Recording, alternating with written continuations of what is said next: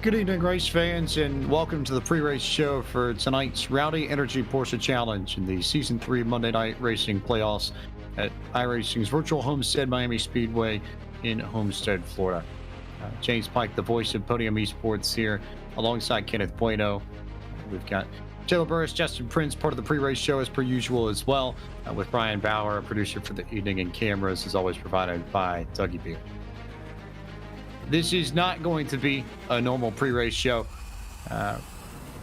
We figured it was more appropriate to do something a little bit different today after the news we got this afternoon that motorsports announcing legend Bob Jenkins had passed away at the age of 73. So we scrapped the plans that we had for a normal pre-race show and decided instead that we'd spend the first part of our show tonight talking about what Bob meant to us and what we thought of him and his work. So all of us here on the broadcast team are going to get the chance to offer up their thoughts. And for the first crack at it all, I go to our pit reporter, Justin Prince. Justin, I know you revered Bob's work so much. So what did Bob mean to you? What did his work mean to you? And how did it inspire you as an announcer?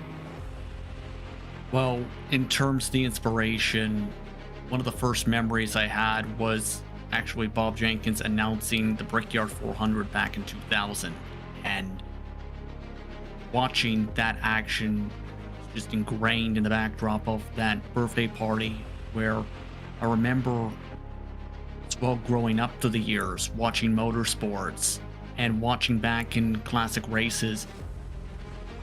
Every time I heard Bob Jenkins' voice, my ears perked up.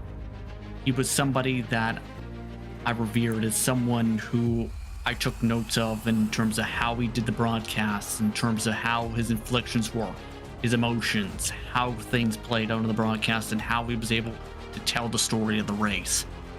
And then, of course, in 2020, got the unexpected chance to be able to call a race with him, with the California Clash. And it was a dream come true to be able to have that opportunity at that time, to be able to call a race with one of the legends in motorsports, with somebody that I grew up idolizing. It's one regret I have personally, that I didn't keep a strong connection from that race with Bob Jenkins, unfortunately. And then the news came up a few months after. I remember thinking, I wish I would have spoke with him more if I knew what was going to happen, if I knew the situation. Because for those who watched the California Clash, there were many memorable moments, but the one that sticks out to me is when we talked about Bob Jenkins and his impact on a lot of us on our careers. This was with, of course, Roger Mood in the booth, as well as Alex Hayden too, where remember the emotion coming out from Bob Jenkins, and just you can feel how touched he was at the time, and couldn't exactly tell the exact reason with the emotions till you got the context coming into play too. I was absolutely ready to cry when the news came out today with Bob Jenkins, because of the impact he's had on a lot of us here in the booth, and as well having that opportunity, because it's just incredible to be able to have the opportunity to work with a legend at least once and be able to at least talk to him and have that experience such as I did. It's crazy. It's absolutely crazy in every stretch. TB, I can see it written on your face too, Shirley. I know you've got your own thoughts on the passing of Bob earlier today. When it comes to a legend of the sport, James and Justin and everyone listening today, no one can compare to what Bob Jenkins has done when it comes to announcing and telling stories when it comes to these races. Every time we watch an old highlight of a NASCAR race, that it's always been a main staple. You think of maybe the Bristol Night Race in '95 between Earnhardt Sr. and Terry Labonte. You think of 1992's win of Alan Kulwicki's taking home the championship at Atlanta, or the 1992 Indy 500. Those are all staple marks in motorsports. And who is the voice that you hear telling that story, getting everyone excited? Was Bob Jenkins. And even though I never had the chance to work with Bob like Justin has, learning from him has been able to impact me to improve as a broadcaster, to where one day I could be one of those storytellers, be able to explain to the viewers, to the listeners, that there's a story in each and every single motorsports event around the world that could bring so much fun, excitement, and exhilaration to where people want to keep coming back to hear more amazing storylines. And that's what Bob was able to do all throughout his career, leading up to where he ended his career in the late 2000 or early 2010s. So to be able to see a man be able to do such amazing things, unfortunately leave us at a time like this and, not able to be with us anymore. But I do know one thing, he will be around to where we want us to continue racing each and every day, and all of us to continue telling stories. KB, I know you're the youngest of the group here, didn't get the chance to see Bob all that much, but I know you've got an admiration for the crafts, even at your young age, and I'm sure that you've got plenty to say on Bob here as well. James, when I came here, right, I was coming back home. I was ready to go for this race, ready to get amped up about the whole Miami 305, and then I pull out my phone. It's the first thing I see, and it's stunned silence. It's absolute silence. Nothing really to say. Nothing that comes up that can really explain the impact and the type of person that Bob was. And there's some people that can just grab a mic, talk over a race, and just get it done with. But then there's some people that they're able to bring life to racing, bring life to the stories that are around us. And that's the kind of person that Bob was. He didn't just cover the race. He didn't just cover the drivers around. He didn't just cover the teams and everything happening in his sport. He brought life to it. He brought people along with him. It didn't feel like you were watching a race only when Bob was there. It felt like he took you step by step through it. He was bringing you along for the ride.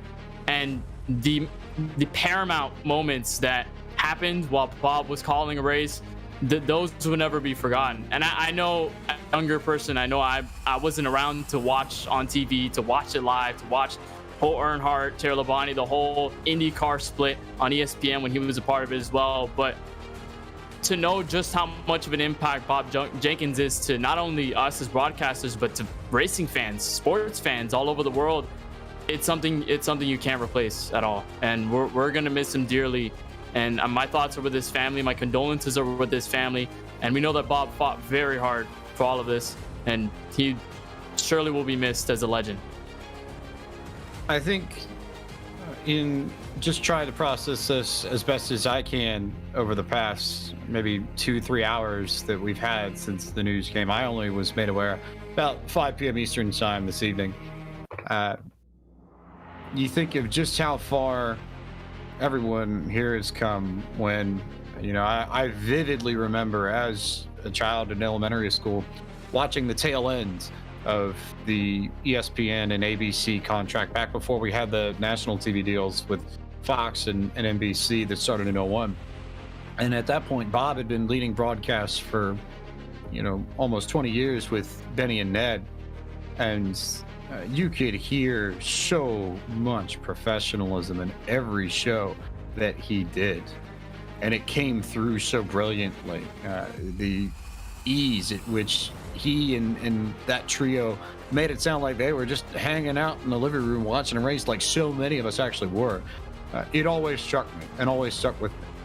And given the amount of races I saw him call, whether or not it was NASCAR on ESPN or ABC, or whether or not it eventually became IndyCar on Versus in the NBC Sports Network, it's hard not to watch somebody who was that good at what they did and not want to be like them. And I absolutely did, to the point where I've got boxes of VHS tapes in my collection of recordings of races just from the TV feeds that Bob was lead for from back in the late 1990s.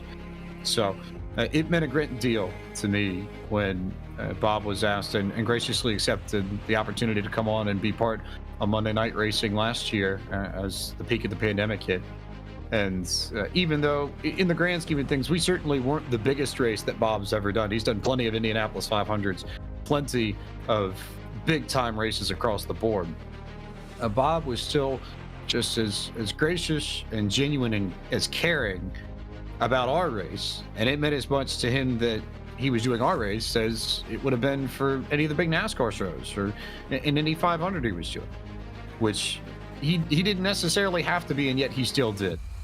It leaves me with nothing but positive memories, positive impressions, and he is absolutely someone that we are all going to miss dearly, in particular because he was so wonderful to work with, such a professional, and so beloved by so many people in the racing world. One more person to speak on the matter. We've got the founder of Monday Night Racing, Ford Martin, here. And Ford, I know you've got plenty to say too. We've all had our share, but before we go racing tonight, your thoughts on the passing of Bob Jenkins? Yeah, obviously it was a big one to hear this late afternoon. Was able to work closely with Bob on his preparation for a lot of the Monday Night Racing events that we had this season and our last season, that is. So it definitely is a tough one, but we can't thank Bob and all the work that he did. I was able to work close with him in preparation for his events, and man, I gotta tell you, he put forward the effort, treating as if it was the real deal, and I can't thank him enough for that. And it's crazy to say his last race broadcast for TV was with us, so I think that's pretty special, I think. So we thank Bob for everything he's done. Obviously a legend himself, and yeah, it's definitely a big one for sure. But we're very fortunate enough and blessed to say that Bob was able to work a couple races with Monday Night Racing. That's pretty special to say a legend like him was able to be a part of it. So we can't thank him enough for everything that he was able to do for us, and not just us, but just the motorsports community and the broadcast community. I think we all echo those sentiments. Ford, thanks a million for coming on and sharing your thoughts as well. And thanks to everybody here on our roundtable for offering their thoughts on the passing of a motorsports icon. We do have a race to get to, however, so we're going to take a quick break and be back with coverage of the Rowdy Energy Porsche Challenge from iRacing's virtual Homestead Miami Speedway. So thanks so much for watching the Monday Night Racing pre-race show. We'll be back in just a few with coverage of the Monday Night Racing playoffs from South Florida.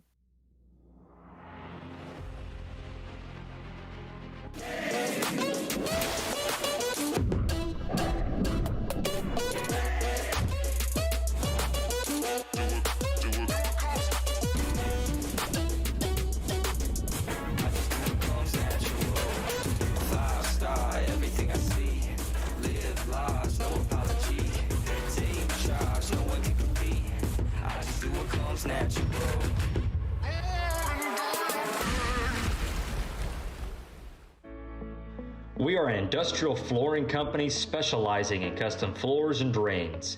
We don't believe in the one-size-fits-all approach to flooring, and neither should you. When you choose Tufco, we consult with you about your needs, industry requirements, and factor in numerous variables. After assessing your facility, we engineer your floor and drains, then install everything ourselves. That's the Tufco way. Visit our website at tufcoflooring.com. When you want to be the best, you can't settle for the rest. There's a reason that Maconi Setup Shop is trusted by more virtual and real-world tracks and companies than any other setup shop in iRacing.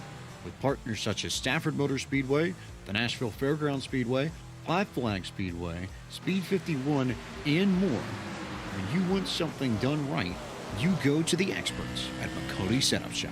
With setups available for most series on both asphalt and dirt, built by a team of professional builders consisting of some of the top talents on the service, Maconi Setup Shop LLC has what you need to hit the track with confidence. Head over to MaconiSetupShop.com and learn why Maconi Setup Shop is the official setup shop of Richmond Raceway Esports and is partnered with some of the largest names in virtual and real racing. And remember, at Maconi Setup Shop, there are setups, but your victories.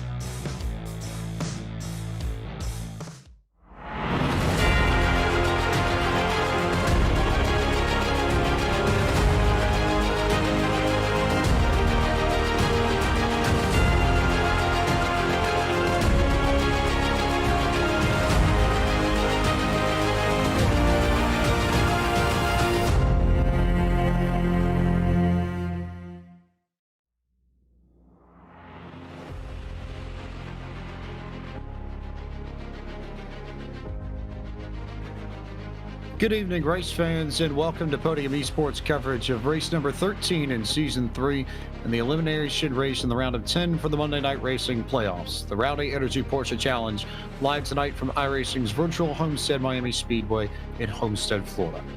I'm James Pike, the voice of Podium Esports, alongside Kenneth Bueno, our pit reporter Justin Prince down on pit road to bring you all the stories from this evening, and our producer, as always, Ryan Bauer, with cameras presented to us this evening by Tucky Gabe.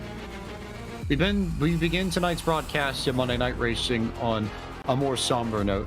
Earlier this afternoon, we learned of the passing of not only a friend of Podium Esports, but a legend in the world of motorsports broadcasts. Legendary announcer Bob Jenkins passed away earlier this afternoon at the age of 73 after a long battle with brain cancer. Bob was best known for his work with the Indianapolis Motor Speedway and with ABC and ESPN with their NASCAR coverage from 1981 to 2000.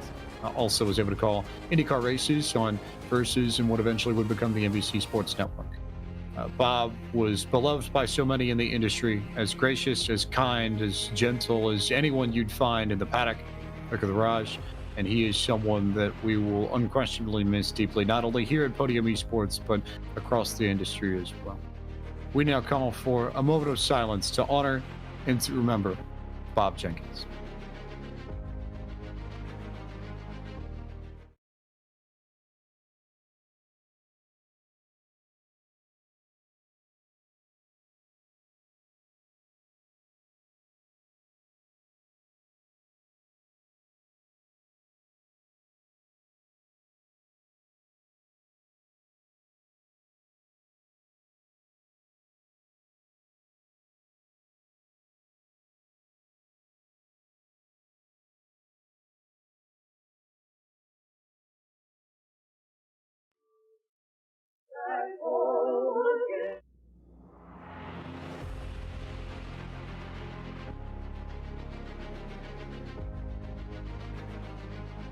Bob was also a native Hoosier, a proud son of the state of Indiana, and was unabashed in his love for the Indianapolis 500. Loved it more than any other race in the world. So we also honor Bob by playing maybe the most favorite song of all that you hear during Indianapolis 500 pre-race ceremonies. Here now is Back Home Again in Indiana.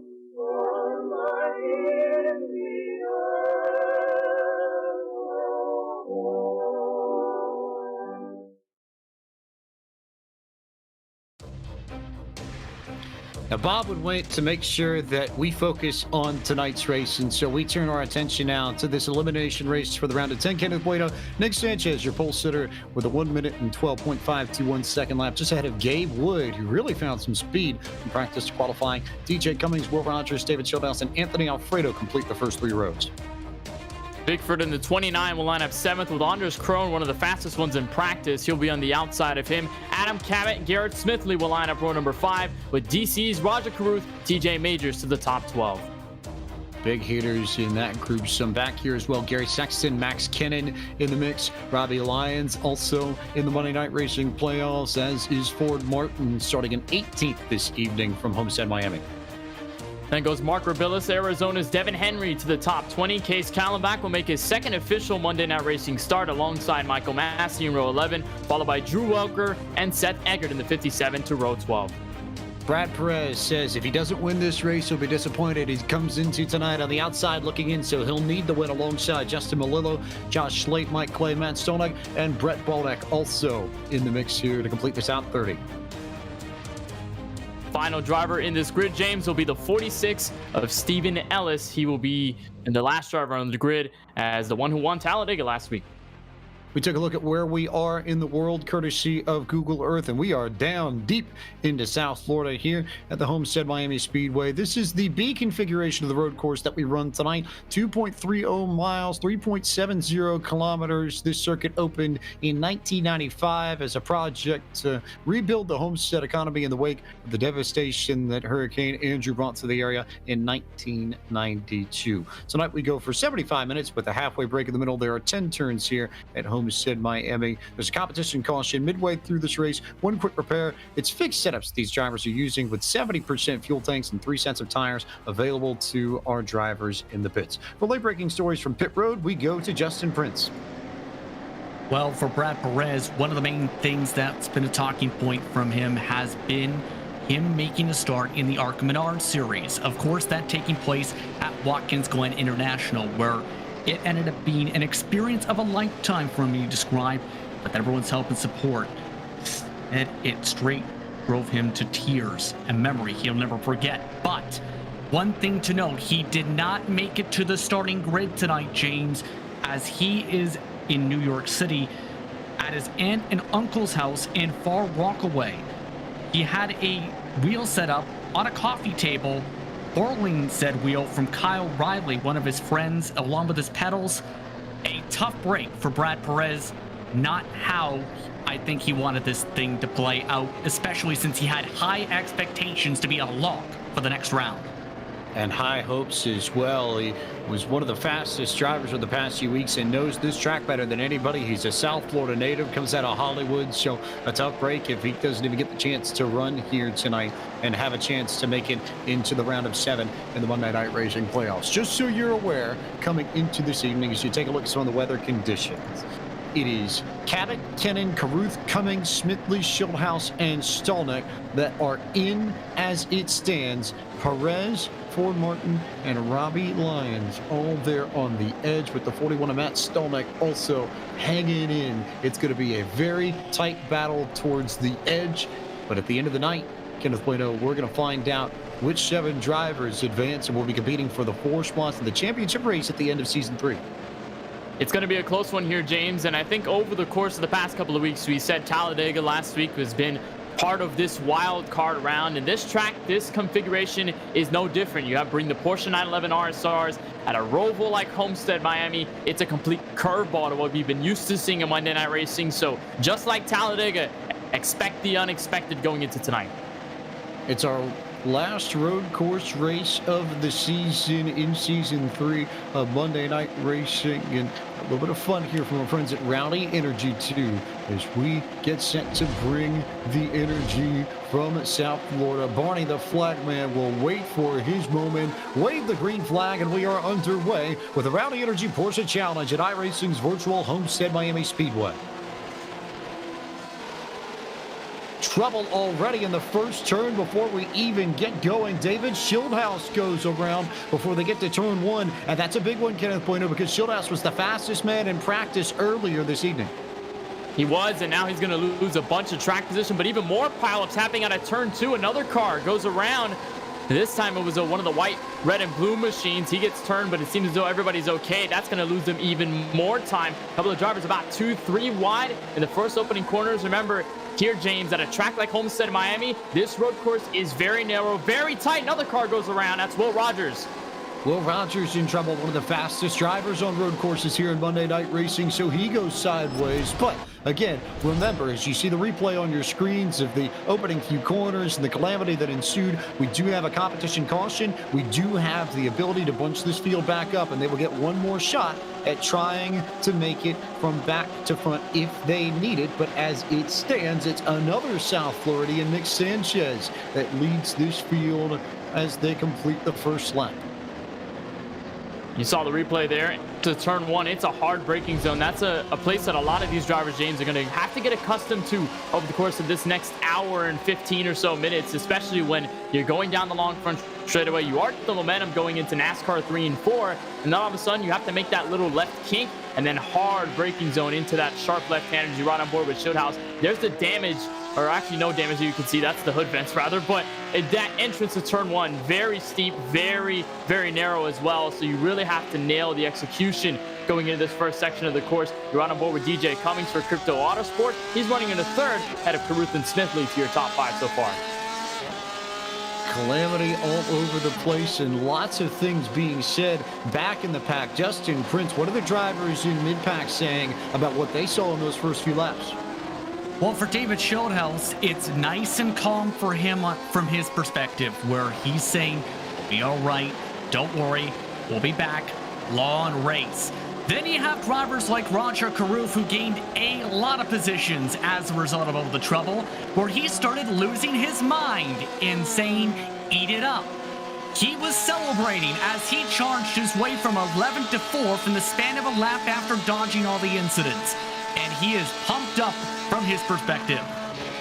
I think it's not a huge shocker, Kenneth, that a lot of these drivers towards the front are drivers who either have real-life experience with this course, as Nick Sanchez does, or the other drivers here in the top 5 have plenty of experience from the practice session earlier. I got the chance to hop in there. I saw DJ Cummings setting times, Gabe Wood learning this track, Raja Caruth with plenty of speed, and then Anders Krohn, too, who's got his nose to the inside of Raja, trying to make sure that they don't bounce off of each other and put themselves in trouble going towards the back end of the racetrack. But Krohn to make the move, I guess, to the inside officially of Caruth there. It becomes an inside-outside before they return to the back straightaway. I guess the NASCAR backstretch, as it were, as they come out of the infield portion of this course and make their way back to 3 and 4.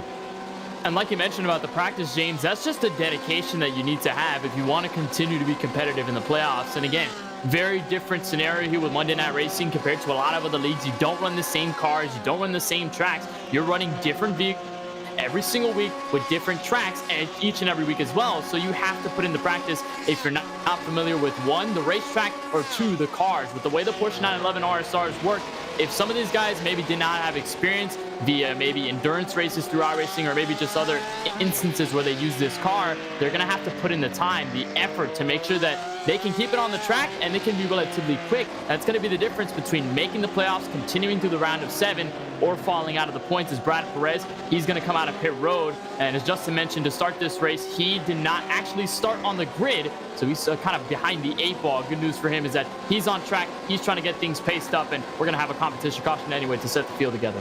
That's the story we're going to be watching later on in this race. Perez 2 laps down, but there is a competition caution coming in the middle, so he will get wave rounds and should end up back on the lead lap.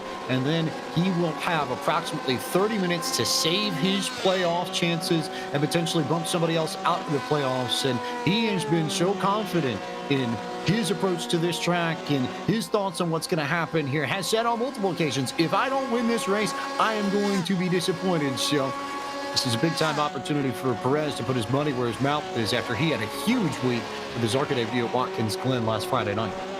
He had a fantastic run at the ARCA race at Watkins Glen just a couple of days ago, but that also turns to his hometown. You see where he's from, Hollywood, Florida. This is his home, James, and much like mine, if you're a driver that's going into the race that you know is one that you've been familiar with, one that you've gone to in real life, or one that you just live closest by and you're most familiar with, then you want to go out and win. You want to get the honors of being a winner in a league somewhere at your home track. And it feels good when you're able to get the checkered flag at a place that you call home. And that's exactly what Brad Perez put on the table. He said he's going to rep 305, 786, 954, whatever. He's willing to win this race. And hopefully by the end of this, he'll be in contention. He's still got a lot of time, but a bit of a hit there as he tried to cut the little kink to turn 1. As another car actually went around. That was Matt Stallnick for Crypto Autosport. But almost a big issue there from the 30 of Brad Perez as he tried to enter turn 1. Really scary stuff trying to send it in on that corner, and you carry so much speed coming off of the front straightaway into one. Here's what happened to Stallone. I think he might have just tapped the brakes a little bit too much to try and settle the car, and then contact there with another machine. Didn't quite catch who that was. Then here's Perez, who got loose, had the rear end step out from underneath them. So again, I think maybe cold brakes, perhaps, with both of them snapping the rear ends around on their Porsches and sending them into the fence. But I want to roll back to a point that you just made and ask you directly, Kenneth. You're South Floridian, so what kind of pride do you have as a native of this area to try and perform well at home in a way that might be different than, say if you were from a Philadelphia, a Dallas, a Los Angeles, a Chicago, or New York, or somewhere else in the country? Well, I think I don't want to diss like any other places, and I think you bring up a good point. The fact that obviously Philadelphia, the New Yorks, all those places, they have their own cultures. Miami, in its own place, it's a culture of its own that many can say, even the locals say that Miami is just a completely different state in its own category, away from the rest of the state of Florida. And with the way the culture is built around not only motorsports, not only sports in general, obviously the building of this racetrack, I mean, you said it when we were looking at the track map, this track was built in collaboration with the Miami-Dade County to try and get some economic resurgence after the wake of Hurricane Andrew, which absolutely destroyed the South Floridian communities, of course my community as well. So to have this kind of track, so to have this kind of project and be as successful as it is with NASCAR races, with IMSA races, with IndyCar races, winning here and the culture around it, the people around you, it means so much at a track that is just glorious in every sense of the way. As you watch a nice battle here up at the front of this field, that's Anders Krohn. He's being under pressure by Gabe Wood, usually accustomed to the oval, as he's doing good on the road tonight. Ovals, but a road Indy driver at heart, Anders Krohn, with more road experience in his life than the oval experience, and he's been one of the hardest chargers early on in this race. Started 8th, currently running in the 3rd position. Just got around Gabe Wood for the spot to move into one of the podium places. Next up the road for him, DJ Cummings, to the tune of about maybe 5.5 seconds or so up the racetrack.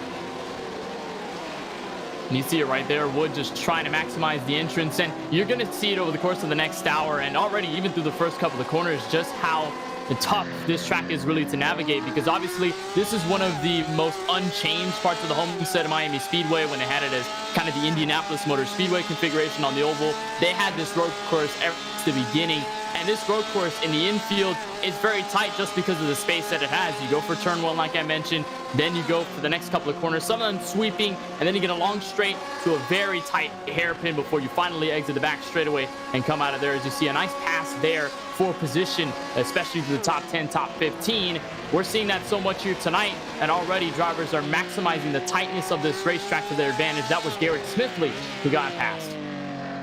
On board with Smithley, trying to chase down Will Rogers in that oh-so-famous Coca-Cola livery, trying to go catch Adam Cabot, who sits in the 5th position, the Magic Man out of Glen Garden, New Jersey, with a solid run in this. And just looking through the leaderboard, Smithley's another one of those drivers who's had a strong start to this race. Yeah, he's right up there with Anders Krohn in terms of positions gained. And, of course, as soon as I say that, he goes off into the dirt over in the middle of the racetrack and is going to give up a few spots. So Smithley now down to 9th after starting this lap in 7th. The commentator's curse is clearly alive and well.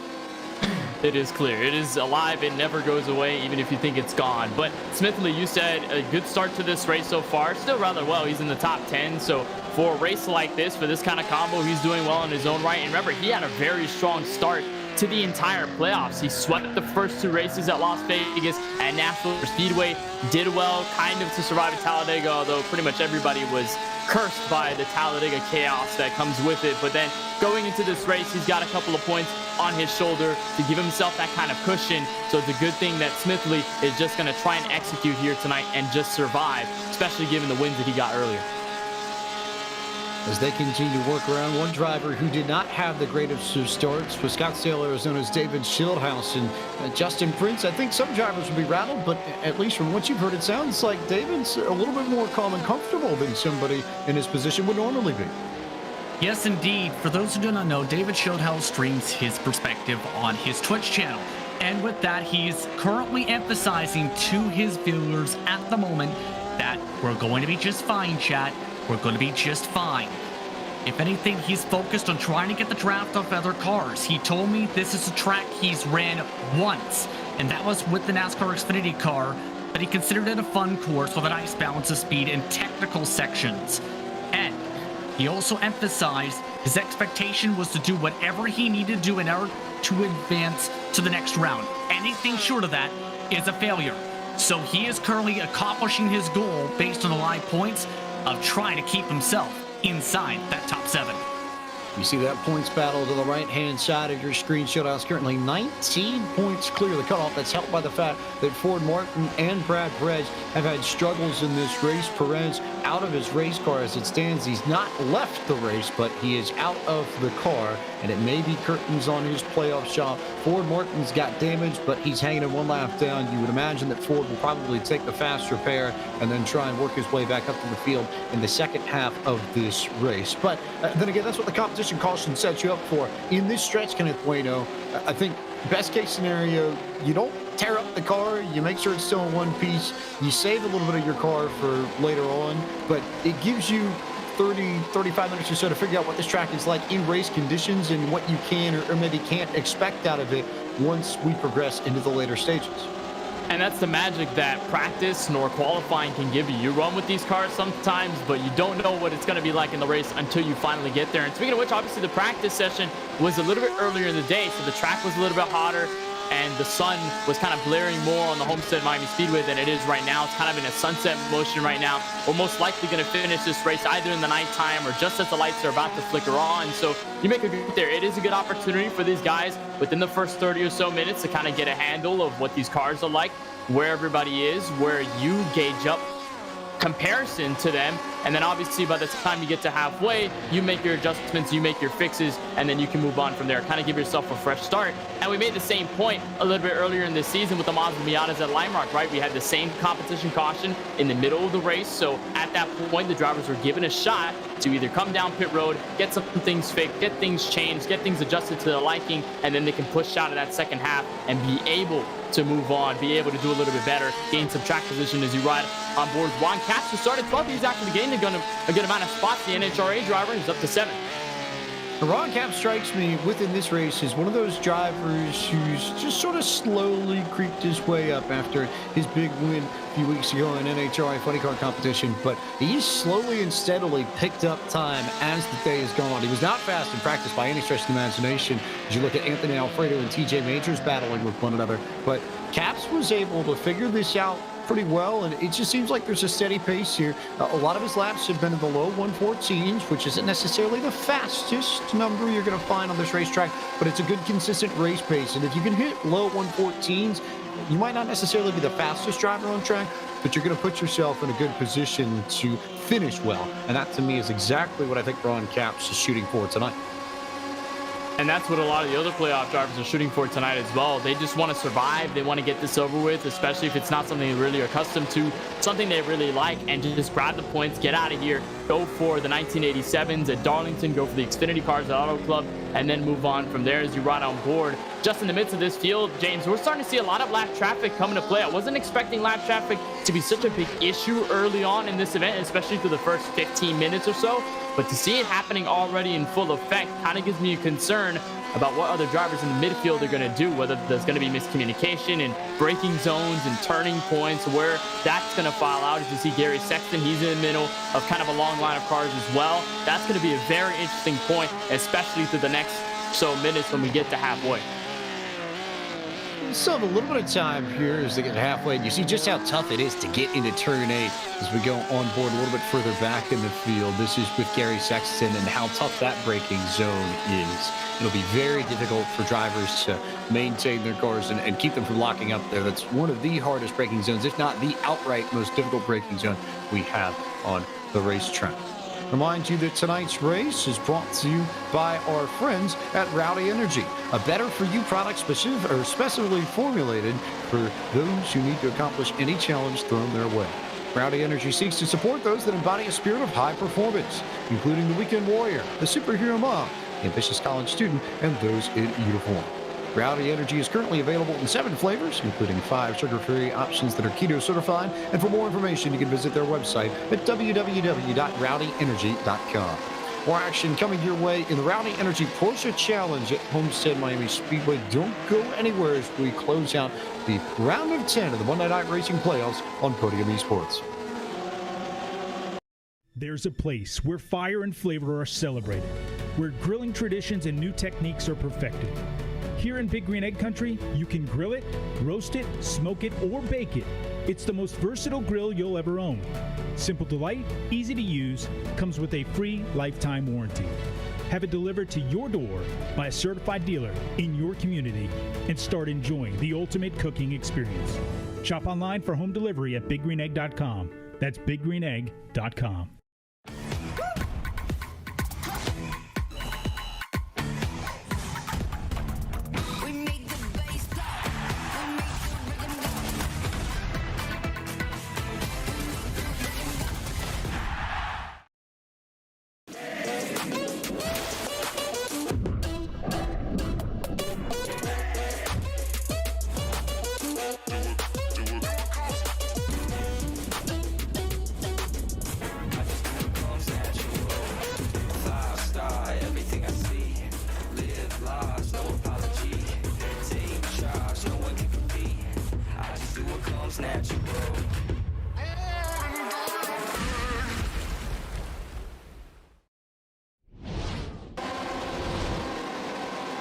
Welcome back to Podium Esports coverage of the Rowdy Energy Porsche Challenge, the deciding race in the round of 10 in the Season 3 Monday Night Racing playoffs.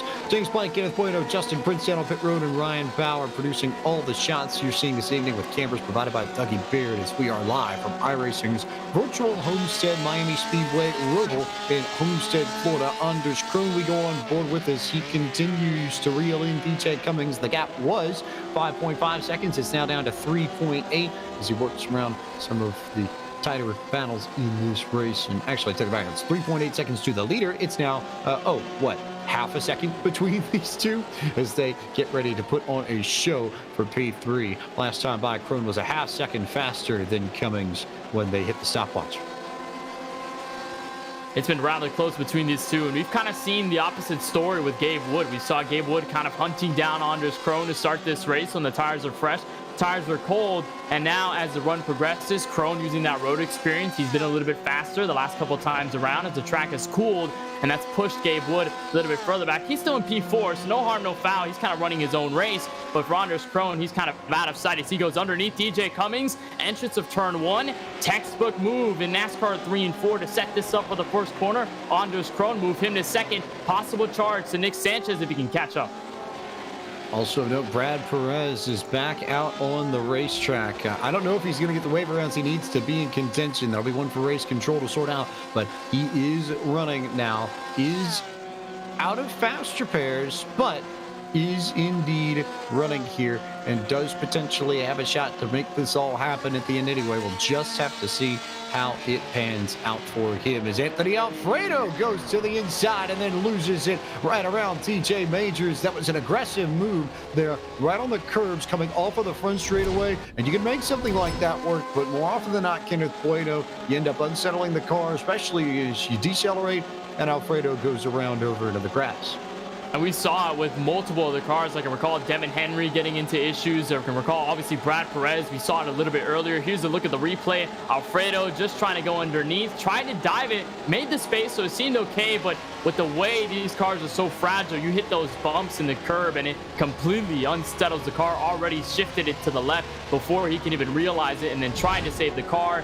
Veered it right, car spins, luckily no damage, and here comes DJ Cummings off into the grass as well. He's making a trip of his own. Again, this is right after Anders Krohn had just passed him. That's going to open the door straight for Gabe Wood. A lot of drivers here, James, just having trouble in turn 1. That's a bad place to lose it to because there's so much runoff there. It took Cummings forever to get back onto the racetrack, and now instead of being right there with Anders Krohn, Krohn goes to second, Gabe Wood moves up to third, and Cummings in that process, I believe, lost somewhere in the ballpark of about 10 seconds compared to everyone else he was competing with. Doesn't really affect him much in the playoff standings. You see how that is panning out as they run on the right-hand side of your screen. It's still the same story as it was earlier on tonight. Stolneck Perez, Martin, the three that need to find something in the second half of this race, or their playoff hopes are done here tonight. As we go a little bit further in the field, we'll dig and let's take a look at some of the drivers who have been quiet, consistent, sort of in that Ron Capps mold and right around where Ron Capps is. How about Traction.gg's Justin Malillo, the Port Jefferson Station, New York driver, just hanging out, but again, same sort of story that Ron Capps has had, running in the low 114s to the mid 114s, and certainly not the fastest driver on pace outright here, but he's kept his nose clean, he's run a smart race, and as a result, he's up 9 spots from where he started, and the same thing for the driver just ahead of him, Josh Slate. Works PR for Dominion Raceway just outside of Fredericksburg, Virginia. Same sort of deal. And Slate is up 11 spots from where he started, 26 on the grid, up to 15th on the racetrack. And that's what I said to start this race with this racetrack, with the moment that you have to just survive, be able to keep it on the track for the most part. Even if you're not the fastest car on the racetrack, keep it on. It avoids all the mistakes. It avoids all the significant time losses that we've seen out of drivers who have been in trouble, especially in that first quarter. And then just be able to survive, maximize the braking points, be a little more comfortable with that.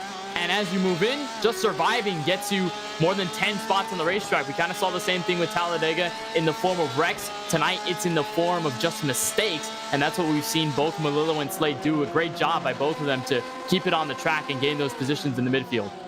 Look at this fight here. Will Rogers to the outside of DJ Cummings. This will be for the 5th spot as Rogers ducks to the outside, then to the inside, and crosses Cummings up and over. And Cummings will let Rogers have the spot. And now we'll have to hold off the Esports Racing League champion from Season 3, Adam Cabot, there behind Cummings, who continues to drop down the order just a little bit. See them swivel, especially through turn 2. That's a downhill section that you have to kind of hit the apex at. And Will Rogers doing a good job of keeping himself away and potentially able to catch Gabe Wood. He's got a little bit of damage to the rear wing, which I've noticed, James, in a couple of cars, but it doesn't seem to be affecting the downforce too much on these Porsche 911 RSRs. And the case for Rogers, this is really, he's been unfazed ever since that bit of contact. As you see David Schildhaus, a little bit of a trip into the grass, but he's okay. And Schildhaus, one of those drivers who's right now, you see it on the right side of your screen, 20 points above the cutoff. Didn't have such a good start, but liking the way that it's filing out now with some of the drivers having some more significant issues in this case as he tries to work on Brett Ball there. Now, we're a little bit removed from pit stops in this race. We'll see them at some stage during the competition caution, but it's a bit of a different pit setup that they have this evening, Justin Prince, and it's something that these drivers will need to be mindful of when they do come down for service eventually. It was emphasized before the race several times by both race control and race admins that drivers will have to take the access road through turn 3 and turn 4 to be able to go into the pit lane. That is via iRacing, not via league, where you can potentially get penalized if you go into the pit lane through NASCAR 4. Look to your left. This is exactly where you have to enter the pit lane, right around that access road. If you don't follow that lane entry, you will be penalized by the sim. Keep in mind that in regards to DJ Cummings, he told me he spent maybe 30 minutes to an hour each day getting familiar with this track in the car itself, mainly with the longer runs, including getting some mock green flag pit stops to time out how long that will take. That's going to be critical now for this race. To me, this feels like the redemption tour for DJ Cummings, who was part of the Championship 4 at the end of Season 1 and then did not return to the Championship 4 for Season 2. But here we are back in Season 3. We're back in the playoffs a year after Cummings he was within one corner of the title at Indianapolis. And you got somebody putting in that much time, Kenneth Bueno. I have to believe that there's a renewed charge, desire, energy on Cummings' part to try and go out and win the Season 3 Monday Night Racing title. I mean, when you grind so hard and you get so close and you're not able to get the glory, you feel it. You feel that redemption arc that you feel coming on you, and you want to be able to come back, say, hey, I was strong here. I'm even stronger now. I learned from the Championship 4 experience. I learned from the playoff experience. I'm going to go out here and put on a show. That's exactly what Cummings is doing right now. And this is the statement that Cummings needs to make. He's already in comfortable position, mind you, coming out of Talladega somewhat to make the round of 7 anyway. But if he can put this statement in, go in by a good amount of points, by a good amount of cushion going into the 1987s at Darlington and that crucial final round, to decide the championship for, Cummings is going to put himself in a really good spot. And right now, he's in prime position to just hang out, be close in the top 5 as he's reeling in Will Rogers once again. This is good work from Cummings. He sort of stopped the slide, as it were, and just tucked in behind Will Rogers and tried to learn a bit. And if you're going to gain some speed, gain some tenths, or maybe even make a pass, you would be hard-pressed to try and follow better people than the Season 2 Monday Night Racing champion, who shines brightest when we go to these road course races. Yeah, Will Rogers did really good in the Mazda Miata race earlier this season at Lime Rock Park. It was a show-out race for Rogers. He wasn't able to get the win per se, but it still was a strong showing. And every time we go to the road courses, and even sometimes the ovals, Rogers just does consistent work each and every week, and he's able to keep himself put in the spotlight. Another driver is also doing a good job putting himself in the spotlight. How about Esports Racing League champion Adam Cabot in the 17, going into the season as a rookie, has kind of shown everybody else that he's more so veteran than anything else. He's kept his car clean as well. He might just have the cleanest car out of anybody right now on the racetrack. He's also in the hunt with Cummings. Rogers, as the car goes around, commentators curse right there as the 31 goes off. I thought my case was bad earlier, Kenneth, but I think your case might have been even more egregious there. Is, again, just the really, really tricky exit out of turn 8. Turn 6 and 8, the two hairpins that you're working with in particular this evening, are absolutely guilty of that, and that's exactly what happened to Adam Cabot. You see this tough braking zone, this long hairpin apex. For as tight as this corner is, it's a long time before you actually get the chance to turn, and Cabot was just trying to gas it up on corner exit, caught the curb, and eventually lost a little bit of control, a little bit of grip, and it ended up looping his machine around. The good news is that not a lot of damage to his car, and he's still in 7th as you go back on board with Cummings. But again, one of those things you'll probably want to file away in the mental notebook as we work our way within 10 minutes of the midway race break. Running close to pit road strategies. We're coming around 17 minutes around there. As you see Caps and Ken, they're both battling. Or actually, no, that's a Crypto Autosport machine. I believe that's Stallnick in the 41 as Caps is going around. Or actually, he went the other way around going to turn 1. So we'll end up seeing what's happening. But that's the first instance, James, I saw a kind of a spin or kind of a mishap coming out of the hairpin, turn 8, that final section of the backstretch, and NASCAR 3 and 4. It's the first time I see anybody clip the grass at the exit instead of maybe overshooting the corner, locking up the brakes, and just going sent for the grass in that instance. So interesting there for Cabot. Might be another place we'll look at for danger, but so far Cabot in it, but not too big of an issue. Also of note, Justin Prince, you've got leaders down on pit road. I see Nick Sanchez in, as is Will Rogers. And this has been the strategy for a lot of the road course races. When they know that the pit lane's going to close, it's just a couple minutes away from that mark. So many of these drivers are expecting to come in for their fuel service. In some of the discussions on strategy, many of the competitors, though, had said they may consider no tires during a stop such as this. A couple competitors, it looks like, are going towards the jacks, but many of these drivers try to take fuel only to get as quick of a stop as they can to try and stay in the lead lap. Will Rogers taking tires. For those who have run the official IMSA Sports Car Championship Series here on iRacing, that's more often than not the strategy that you pull. It's one pit stop, either maybe a third of the way through the race or 2/3 of the way through the race, but you really only take fuel only because the tire wear, especially on these Porsche 911 RSRs, is really not that bad, Kenneth Bueno, and you can get away with double sinting tires and being all right so long as you get enough fuel in the car. Yeah, fuel is going to be the big concern at this point of the race, James. I figured tires is going to come in by the time we get to exactly halfway when the caution comes out and they blow the competition caution away. That's going to be when drivers are going to go down pit road. They're going to take some fresh rubber and then try to keep themselves rubbered up for the rest of the race instead of having to make extra pit stops. That's the thing that a lot of these guys are going to look to execute, is just not making over excessive pit stops, not having to go to pit road countless times over and over, which is in turn going to lose you so much time, could probably put you a lap down or more. So to go in, go for fuel, it's going to be a quick stop, then go for tires later on, and then just keep doing what you've been doing the first at least 25 minutes. As we clear the 45-minute mark here in this Rowdy Energy Porsche Challenge, reminds you that tonight's broadcast on Podium Esports is brought to you by our friends at Tufco Flooring, an industrial flooring company specializing in custom floors and drains. They don't believe in a one-size-fits-all approach, and neither should you. They listen to your needs and requirements and develop custom solutions for every client. And for more information, you can visit their website at tufcoflooring.com. Time for us to take another break as we close in on the midway point of tonight's Rowdy Energy Porsche Challenge. But stay with us. More coverage from Podium Esports coming your way just after this.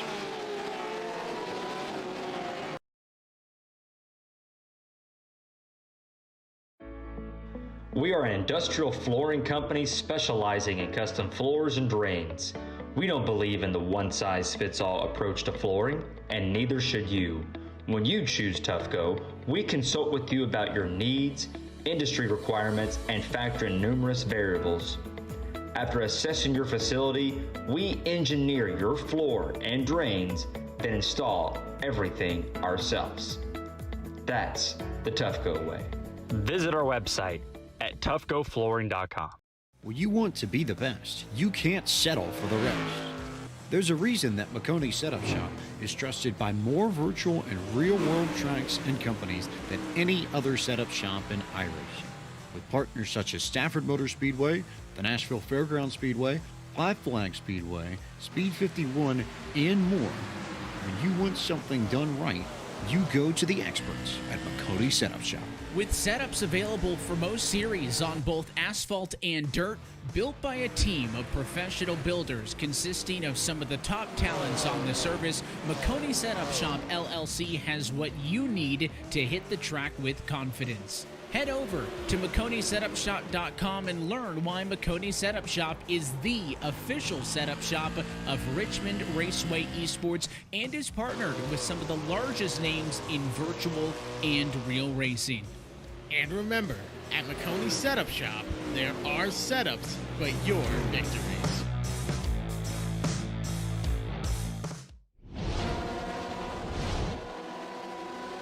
Welcome back to Podium Esports coverage of the Rowdy Energy Porsche Challenge, the final race to the round of 10 in Season 3 of Monday Night Racing. James Pike, the voice of Podium Esports here, alongside Kenneth Bueno, Justin Prince, our pit reporter, and Ryan Bauer, our producer for the evening, with cameras built by Dougie Beard. Tonight's broadcast is brought to you by Maconi Setup Shop, your home for iRacing setups and the official setup shop of Richmond Raceway Esports. From legends to cup cars, they have you covered with third setups available for late models, modifieds, and wing sprint cars as well. At Maconi Setup Shop, there are setups, but your victories. In their newest book, How I Drive, featuring a foreword by NASCAR Cup Series driver Anthony Alfredo, is now available. Visit their website at MaconiSetupShop.com for more information. As this field cycles through, one driver we've not had the chance to talk a lot about, but we probably should because he's going to be in the heart of the action, especially in the back half of this race. Robbie Lyons, currently 7th in points as they run. Again, sort of that same story of maybe not necessarily being the fastest driver, but he has a clean car. He's not used to fast repair. He's found patience and just started clicking off laps. But Lyons also a Floridian, not particularly a South Floridian. Tampa Bay is more his home if you chat with him and ask him what he'd pick. But not far away enough that he can't get down here and make something of this place, and have to believe there's a little bit of real-world experience playing into his hands tonight as well, Kenneth. Got to be a lot of real-world experience, and Lyons does very good on the road courses. He's keen for this road course type of racing, so it's no surprise that Lyons is doing well, but it's more of a kind of a statement that he's doing well in this certain situation, because coming out of Talladega in the round of 10, he was about 7 to 8 points out of it. He was the last driver in the top 10 going for the playoffs. As you see the caution come out, I believe this may be the competition caution we were looking for all night long, but for Lyons to do well in this kind of environment, being that many points out to start, it's a very interesting situation for him, and to be plus 11, that's where you want to be. Yellow flag is out on the racetrack, and we have hit our midway competition caution. So this will give the opportunity for everyone to get bunched back up, everybody to come down pit road if they want to make this stop in the middle, and get themselves set up for the back half of the race if need be. Justin Prince, as we approach the Speedway break and potential stops on pit road, what have you been hearing from teams and drivers in advance of their stops? Well, when it comes to many of the drivers, it's just been the matter of keeping things calm, cool, and collected. For several of these drivers, the focus has been making sure they stay in the lead lap. One of the competitors you hit upon, by the way, Robbie Lyons, had mentioned to me that he actually started doing a lot more road course racing on iRacing each week. Thinks overall it would help him be more consistent for tonight's race. That has come into play too, James. So keep that in mind. Not just the real world experience, but the virtual experience helping Robbie Lyons around this racetrack as everyone catches up to the rest of the field. Maybe not a surprise that some of the Floridians have had some pace, but the interesting piece of this now is you look at some of the drivers in the middle of this field who came down before pit road was closed in advance of this break. Nick Sanchez, Will Rogers, Gary Sexton, James Bickford, Anthony Alfredo, Raja Karun, and TJ Majors. They are all most likely going to stay out. They are the ones that are going to take control of this race when we go back to green flag racing, and they are the ones, Sanchez in particular, can I point out, that had most of the pace amongst these drivers at the very beginning of this race, as you see some of these drivers getting their wave arounds. Yeah, out of the top 13 that looked last time by, Sanchez was the only one who had pitted that couple laps ago when we talked about him, and a couple of the lead lap cars that were going down for service, most notably for fuel. So everybody else in front of him, mostly between this top 13, they have not pitted at all in this entire race. So obviously we're going to see them come down pit road. The question is, let's say, are they going to take tires and fuel, or are they going to take fuel only, much like Sanchez did?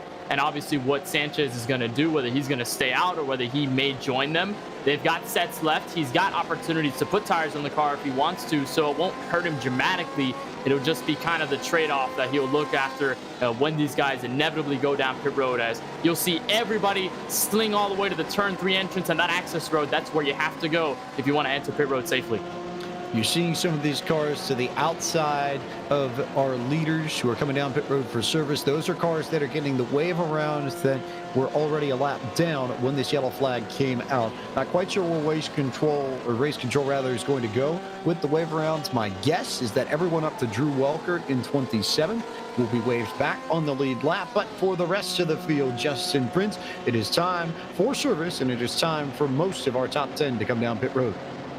And this is going to be very critical for the pit stops, as several drivers who are currently taking waves are trying to dodge each other as these cars roll their way into the pit boxes. Again, at the moment, among those drivers who are on the lead lap, there are about 10 who were on the lead lap at the time of the caution flag. So, critical timing for these competitors. They start to roll their way into the pit box for the first time in their service of this race. When it comes to David Schildhaus, very animated on the radio after he ended up getting into an incident. He's been able to use the Fauster pair as he's been able to fix rear end damage caused by slipping off the racetrack and sliding backwards into Stephen Ellis's car in through the treacherous turn 1. These competitors, Corral reaching 24 seconds. Robbie Lyons among the first drivers to get rolling from their pit box. Everybody else is jumping up on the jacks, it looks like.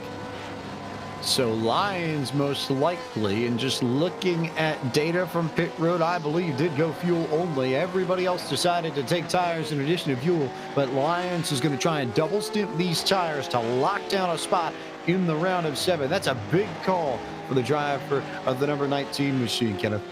It is a risky call as well, because obviously the tire advantage is going to go to everybody in the field behind Robbie Lyons. So Lyons staying out, he's going to be okay on fuel. That's not going to be his main issue. It's just going to be the grip, whether his tires are going to continue on or whether they're going to give out later in this race. You said there, James, a little bit earlier that these Porsche 911s don't necessarily get the tire wear that are exaggerative. They're not exacerbating in this kind of case, but they do still wear. They do lose grip. Your car does change over the course of a run, especially given the track circumstances as well, now that the sun is starting to set. So for Lyons, this is a very risky call on his end. It's just all up to him and his driving style to be able to get it done.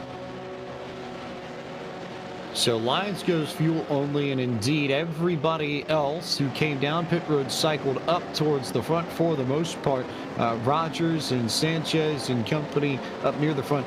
Mark Rabilis is the only one scored near the front of the field who's yet to come down pit road. We'll see if he comes down this time for service, and I suspect he most likely will. And that will allow these drivers who came down pit road before this break to finish off their service and get themselves in potentially the right position, as we will now turn our attention to our Bryant Shock Technologies in-race reporter and see if we can't get a word with another man out of Arizona whose name is not David Schildhouse. As he comes down pit road for service, we bring in Devin Henry out of the Phoenix area.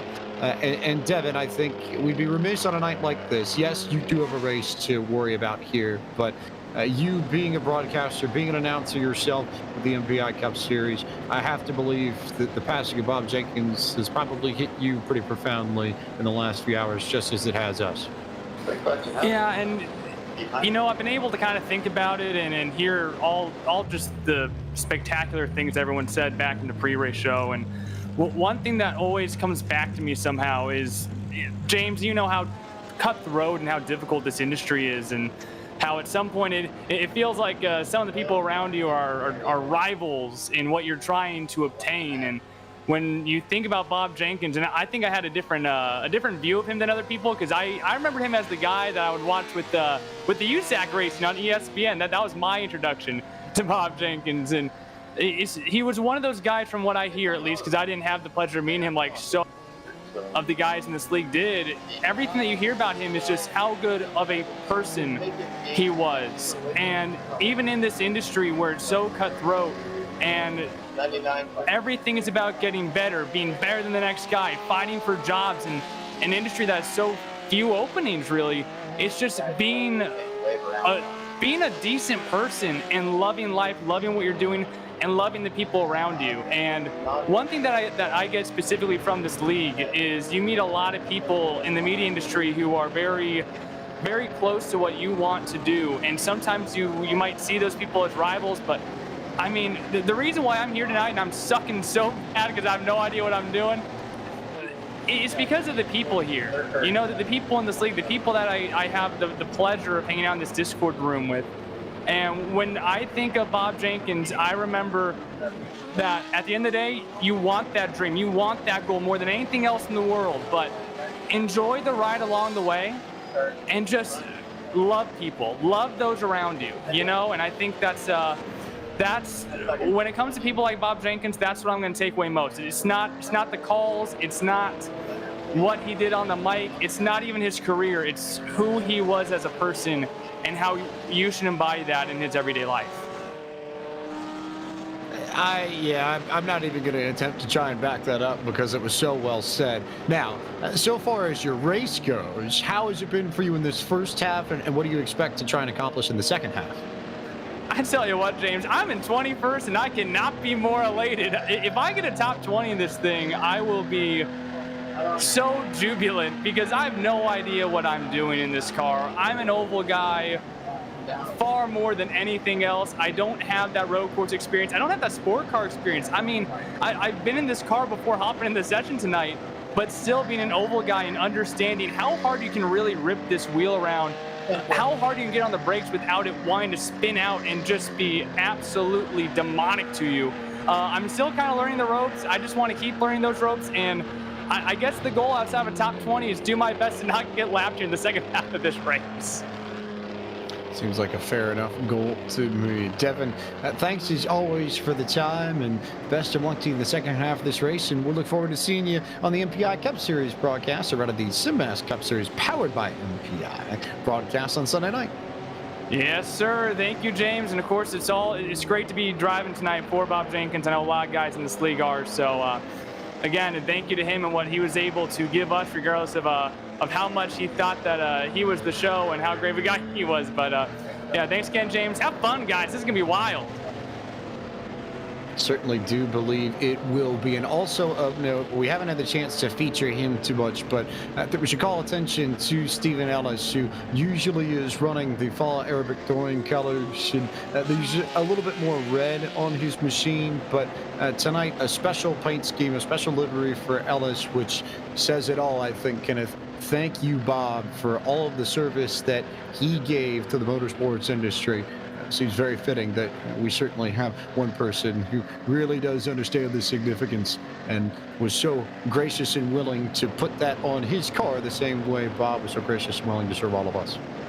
And Devin just said it there, James, that all of these guys are racing for Bob in some way or another. Ellis with that paint scheme, simply put, you can understand the message, you understand the condolences, you understand it all. And it's great to see that Ellis is paying tribute to Bob in a way like this on his paint scheme tonight. Hopefully to see him on a good run. Remember, he's the winner last week out of coming 29th on the racetrack to first at the end of the last lap at Talladega, which was insanely chaotic in his own right. And Ellis now 16th. We'll see if he can gain some positions from here on out.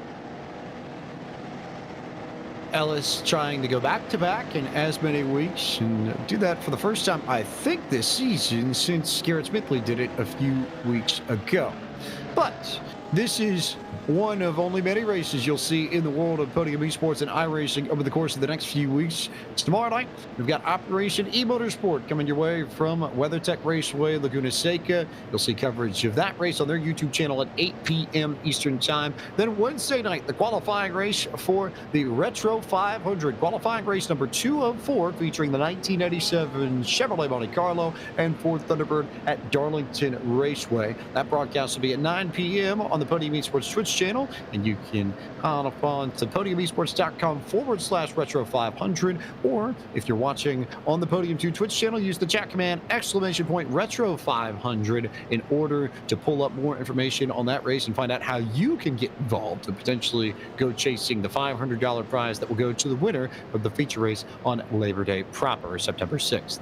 We continue the Monday Night Racing playoffs with guess what? The 1987s at Darlington. That'll be our first race in the round of 7 next Monday night, 7:45 p.m. Eastern Time. Start for that on the Podium 2 Twitch channel, the Monday Night Racing Twitter page, as well as the Podium Esports Facebook and YouTube pages. And then the regular season finale of the eNASCAR Coca-Cola iRacing Series for 2021 from Michigan International Speedway. A wild race for sure. We saw about 20 cars land in a pile up at the very end of last year's edition of that race that Casey Kerwin took victory in. I expect nothing less than the same kind of chaos to close out the regular season. That broadcast begins at 8:30 p.m. next Tuesday night, August 17th on iRacing's Twitch, YouTube, and Facebook channels before the Dirt Sprint Car Championship Series has their 410 Classic, their big show from the virtual Knoxville Raceway in Knoxville, Iowa, next Wednesday night, August 18th, 9 p.m. Eastern on the Podium Esports Twitch channel before our coverage of the eNASCAR Road to Pro Qualifying iRacing Series continues from Rockingham Speedway next Thursday night, 9 p.m. Eastern on the Podium and Podium 2 Twitch channels. You can also follow Podium Esports on Twitter, Facebook, YouTube, or Instagram for more information about all the broadcasts we have coming up in our world. And for more information on how to start your iRacing career, we encourage you to log on to iRacing.com. It's the newest form of competitive racing, and it puts you in the driver's seat to experience the newest form of competitive motorsport, virtual racing, all from your home PC.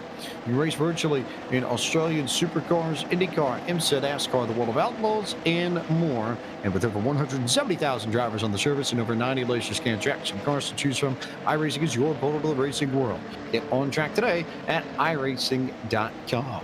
Lights are off on the pace car. We will go racing. The second half of this Rowdy Energy Porsche Challenge is underway, and Nick Sanchez got a great jump on the rest of the field. He'll be clear of Gabe Wood by 4 car lengths as they come back into turn 1.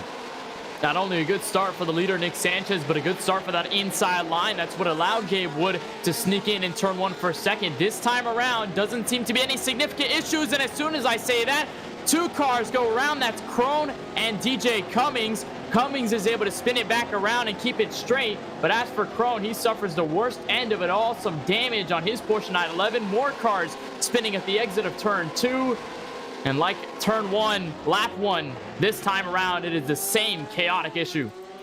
Chaos all around. Let's look at it once again on the entry into 2 and 3. This is such a tricky corner, and you see Rogers go sideways and try and loop it around. He ends up in trouble and backs it into the fence, but stays away from everyone else. The bigger incidents I saw were a little bit further over in turn 3. I saw a few cars leave the ground, and we'll see if we can figure this out. Looks like DJ Cummings is first, and then there's contact with Anders Crone. Looks like Adam Cabot got a piece of it as well, as everybody else just trying to snake through all this and not end up in trouble, because now you're out of fast repairs. Now there's no coming back from the damage if you have it. And even a worse situation there for all these guys, because you're spinning in the middle of the field, and everyone's just trying to slow down. You run on board with Brad Perez. He's had some issues around this area of the course. Luckily, he's able to slip by in just enough time without any significant damage. There was another second incident with Anders Krone. He got a little bit loose going downhill on the right-hander. But again, many drivers with damage. And that's just what it is. You pile up in a segment like that, it's so narrow, you can't really make any case to go around an incident like that, and you kind of have no choice but to either slam into it or just come to a complete stop. And for many, that was their only option. You look at the way those incidents have shuffled the point standings, it hasn't really changed all that much.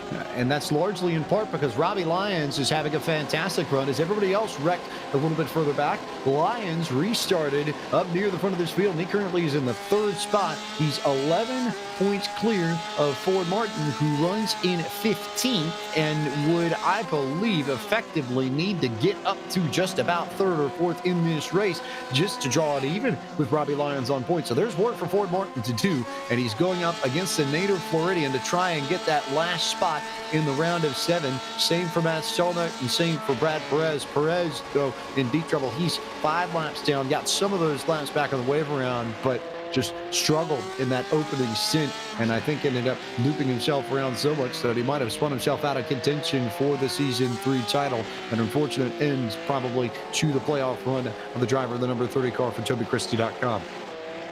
Great runs for all 3 of those guys who are below the cutoff right now, and all 3 of them are in very different scenarios. You mentioned Brad Perez got a couple of waves on the competition yellow, but he's still about 5 laps down. It's going to take a miracle to gain all those laps back, unless he would need probably another caution pretty much and another round of waves by race control to get him on the lead lap. For Stolnick, he's kind of in that sweet spot where he can still get the lap back, but he's still at a deficit nonetheless, still beneath the top 20 right now, and he sits 23rd with Mike Clay as the technically lucky dog in this scenario. And then obviously you have Ford Martin in the top 15. He's still got a relatively clean car with his faster pair, but he's just buried in the midfield where everybody's going to start to separate, and he hasn't carried as much speed as guys like Robbie Lyons, his competitor, have done so far tonight. So it's going to take incidents, it's going to take mistakes. All 3 of these drivers are going to need a lot in the next 22 minutes if they even want to keep their championship hopes afloat.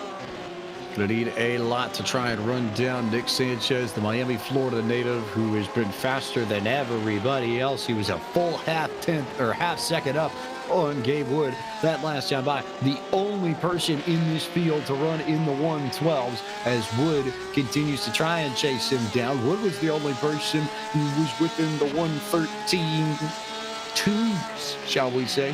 Garrett Smithley was the next fastest car on track, but Smithley was a half second off of Wood even. So Wood's putting down flyers out there, but even he cannot keep up with the blistering pace that Nick Sanchez has at the moment. As we go a little bit further back in the field and look at this battle, look at Anthony Alfredo trying to work his way around Josh Slate for 8th as they enter turn 8.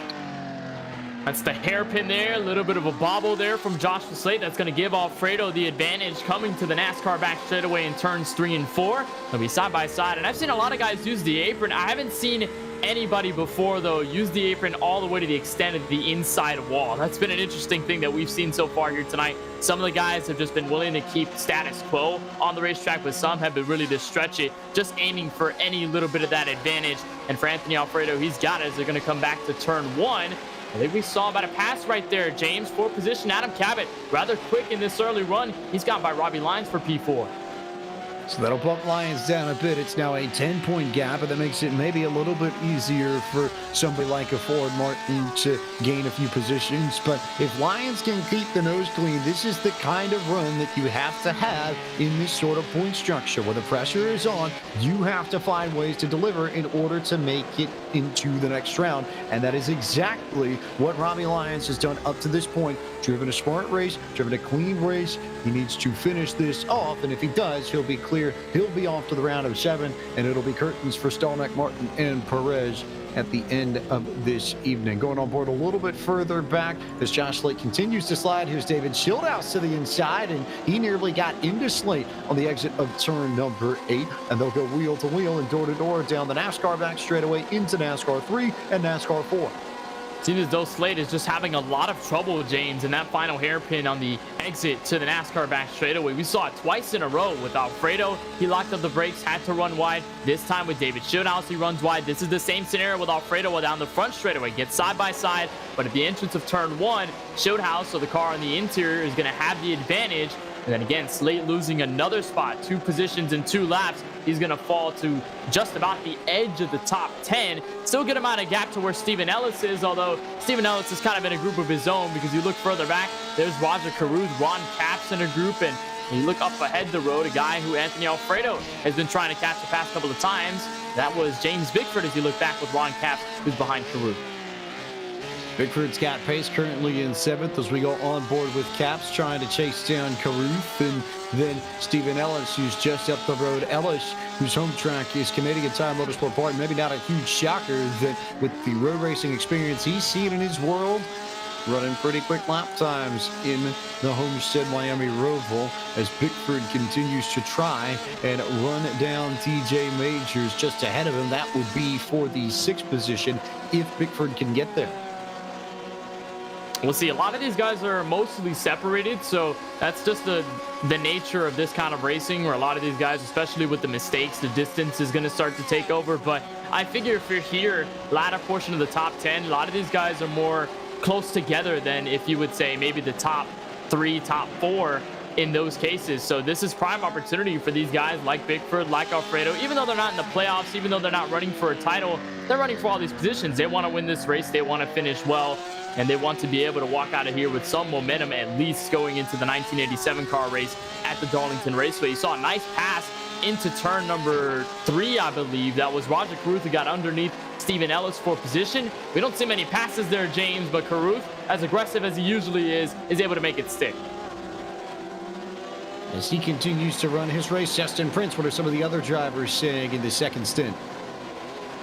Well, a lot of the drivers are having the mantra, especially David Shieldhouse, everything's going to be fine, just run your own pace. That's the focal point for many of these competitors at this point. Well, others, like Roger Caruth, has been an interesting mark because he was someone that considered himself very much a novice when it came to his car, and he's been having fun in his machine. So, some various different perspectives for drivers, but the goals have been simple. Just ride around, get yourself good positioning, and keep the car on the racetrack. Also, I've noted a few updates for drivers who featured early on in this race. Will Rogers and Anders Krohn are both out of this event after their incidents at the beginning of the second stint. Brett Baldock has also pulled it behind the wall, as has Dylan Welch. Seth Eggert currently sitting on pit road trying to fix his car damage for his machine. Michael Massey currently 19 laps down in 29th. Everybody else though still running as Anthony Alfredo goes around from the 9th position and will drop down a few spots, maybe a few more. Here comes Caruth, here comes Cummings, here comes Ellis, here comes everybody behind the number 38 machine. Small mistakes, James, big consequences. Tap into the grass. This car does not want to respond. It goes directly around in an instant. You'll see Alfredo come into this corner. This right-hander right here seems as though, okay, it runs a little bit wide, but not too big of a deal. It's this right here, though, that bites. That little bit of grass coming off that yellow and blue curbing at the exit of the corner. That's what's really gotten a couple drivers. And for Alfredo, seems to be the same case. He's going to fall back to at least 13th. Behind a lot of the drivers he had gained ground on. Look at James Bickford absolutely wrestling his car, and he's going to take a trip through the sand barriers in the nightfall in turn 1 as he was trying to catch up to TJ Majors, Robbie Lyons for the top 5. Again, the mistakes taking over in the final 15 minutes. Don't beat yourself. That's got to be the biggest message for any crew chief on the box trying to calm any other drivers, especially if you're in a playoff position, as James Bickford nearly made contact with Roger Caruth. I don't know if we've got a replay of that, but I noticed that out of the corner of my eye. It was almost a very, very bad moment for both of them as they got close to each other here. You'll see the re-entry from Bickford once he comes around and goes off in the middle of 1 and 2 and just about came right in front of Roger Caruth and ended Caruth's day. You'll see it here, entrance turn 1. just so loose. He almost gets into TJ Majors on the way there. Here's another look at it. This is with Caruth, the second instance that the turn 1 area has kind of bit him. Caruth trying to come in. There's Bigford coming back up the racetrack. Look how close that gets at the exit. I believe Raja may have had a brown pants moment at that section of the course as Bigford had a trip through the grass, was just trying to re-enter, and Caruth almost had his day absolutely slashed. But the good news is he's able to keep the distance. They're both able to stay clean, and luckily Caruth is still running this race with a rather, at least tightly contained push in height 11. That was some heads-up driving from Raja Caruth. Yes. There's no doubt about it. That might have been one of the best evasive maneuvers I've seen all year, because I think a lesser driver would have absolutely just driven straight into the back of James Bickford in that situation. But then again, Raja Caruth is not an ordinary race car driver, so maybe no shocker that he finds a way to get himself out of trouble just in the nick of time, and he continues to run in the 9th spot just ahead of Bickford, who sits in 10th. Remind you that tonight's broadcast of this Rowdy Energy Portrait Challenge is brought to you by Big Green Egg, the world's largest producer and international distributor of the highest quality ceramic Kamado-style charcoal grill. They spent over 40 years mastering the best, most versatile, fuel-efficient, and easy-to-use Kamado-style grills across the globe. With an egg, there's no need for a separate grill, smoker, pizza oven, or rotisserie device, because the egg does all of this and more to perfection. And for more information, you can visit their website at biggreenegg.com. Meanwhile, as Caruth is held steady, worth noting that Robbie Lyons has slid down the order a little bit as some of the other drivers with pace have managed to reel him in. Still a decent buffer, 8 points to the good ahead of Matt Stolnick, who is down in 22nd at the moment, but he's certainly running slower than some of the other folks around him. Next up on the list will be David Schildhouse, and then Josh Slate, if he can get to the 19 machine, would be next in line to try and take away a spot for Robbie Lyons and maybe open the door at the back end of the rounder 7 up just a little bit. He could, and I think if you're Robbie Lyons in this scenario, you look at the clock, there's about 12 minutes, 35 seconds left in this race. So you're running P6, you lost a couple of spots, you have David Schildhouse on the charge. If you make a mistake, and like you said a little bit earlier, I think the motto for him is going to be don't beat yourself. Don't do anything stupid. Don't do anything risky. Just keep running cleanly. That's going to be the key to getting into this round of 7 and continuing your championship hopes as you watch a nice battle around the top 10, especially with Raja Caruth, James Bickford, Anthony Alfredo. These guys have been absolutely dueling the past couple of times around the racetrack, and it gets tight contact with Bickford and Caruth. That's going to slip Anthony Alfredo by, and as we had near contact between Bickford and Caruth in the same part of the racetrack, Bickford taps Caruth at the entrance, and they both go sent into the grass. Have to believe, just with the way they've been racing the last few laps, that might have been coming. I had a hunch that we may see some fireworks between Caruth and Bickford, and off they went into one. Slight contact there. They bounce off once, twice, maybe 3 times, and Caruth eventually goes sliding into the gravel and keeps it going. Bickford got it worse, but still a few spots lost for Caruth and Bickford. The good news, though, is that Caruth is still in position to make it into the round of 7. Lost a few points, but he's still clear into the good. David Schildhouse has gotten around Robbie Lyons, and the gap is now down to 6 points as Caruth is still 16 clear of the cutoff. Realistically, Kenneth Plato, this is going to be about Robbie Lyons versus Matt Stolnick, maybe a Ford Martin if Ford can find some late pace, but it's Lyons and Stolnick who are realistically fighting for that last spot of the round of 7 as it stands. In the points, it's them two versus each other, but on the racetrack, it's Lyons versus himself. He's losing all these spots, and remember, Stolnick is already a lap down, so it's not like he's going to magically come about the lead lap. He's magically going to come out of nowhere, gain all this track position, and maybe pass Robbie Lyons on track. Realistically, it's about whether Lyons can keep this pace, whether he can keep himself contained and not lose any more spots, because now it's down to 6. Maybe he can come to 5. There's guys behind this 19 machine that are willing to take advantage if he ends up making a mistake, one being DJ Cummings. He wants to maximize his opportunity and points gap going into the round of 7. You obviously have guys like Raja Caruth who want to maximize that as well. You have so many people that are willing to take this away from you that Lyons just have to keep himself composed in the final 10 minutes, and it's only 10 before you get to the end. I think at this stage, this race is more about the mistakes that either you make or other people make, depending on how it pans out, more so than the outright pace that any of these drivers have. Looking at a Robbie Lyons, if he can keep the car on the racetrack for the next 9 minutes without any sort of incident, the chances are high that he will make it into the round of 7. However, we have a change for the race lead as Nick Sanchez has a moment and is in big trouble. Big contact there from Matt Stolnick. Big damage to his machine, and Gabe Wood is now your race leader. And it was the same mistake, James, we saw with Anthony Alfredo clipping the grass. Car goes around. Stolnick goes directly into him to give him the finishing blow. You see them trying to re-enter the racetrack. You see Sanchez all across to the barrier.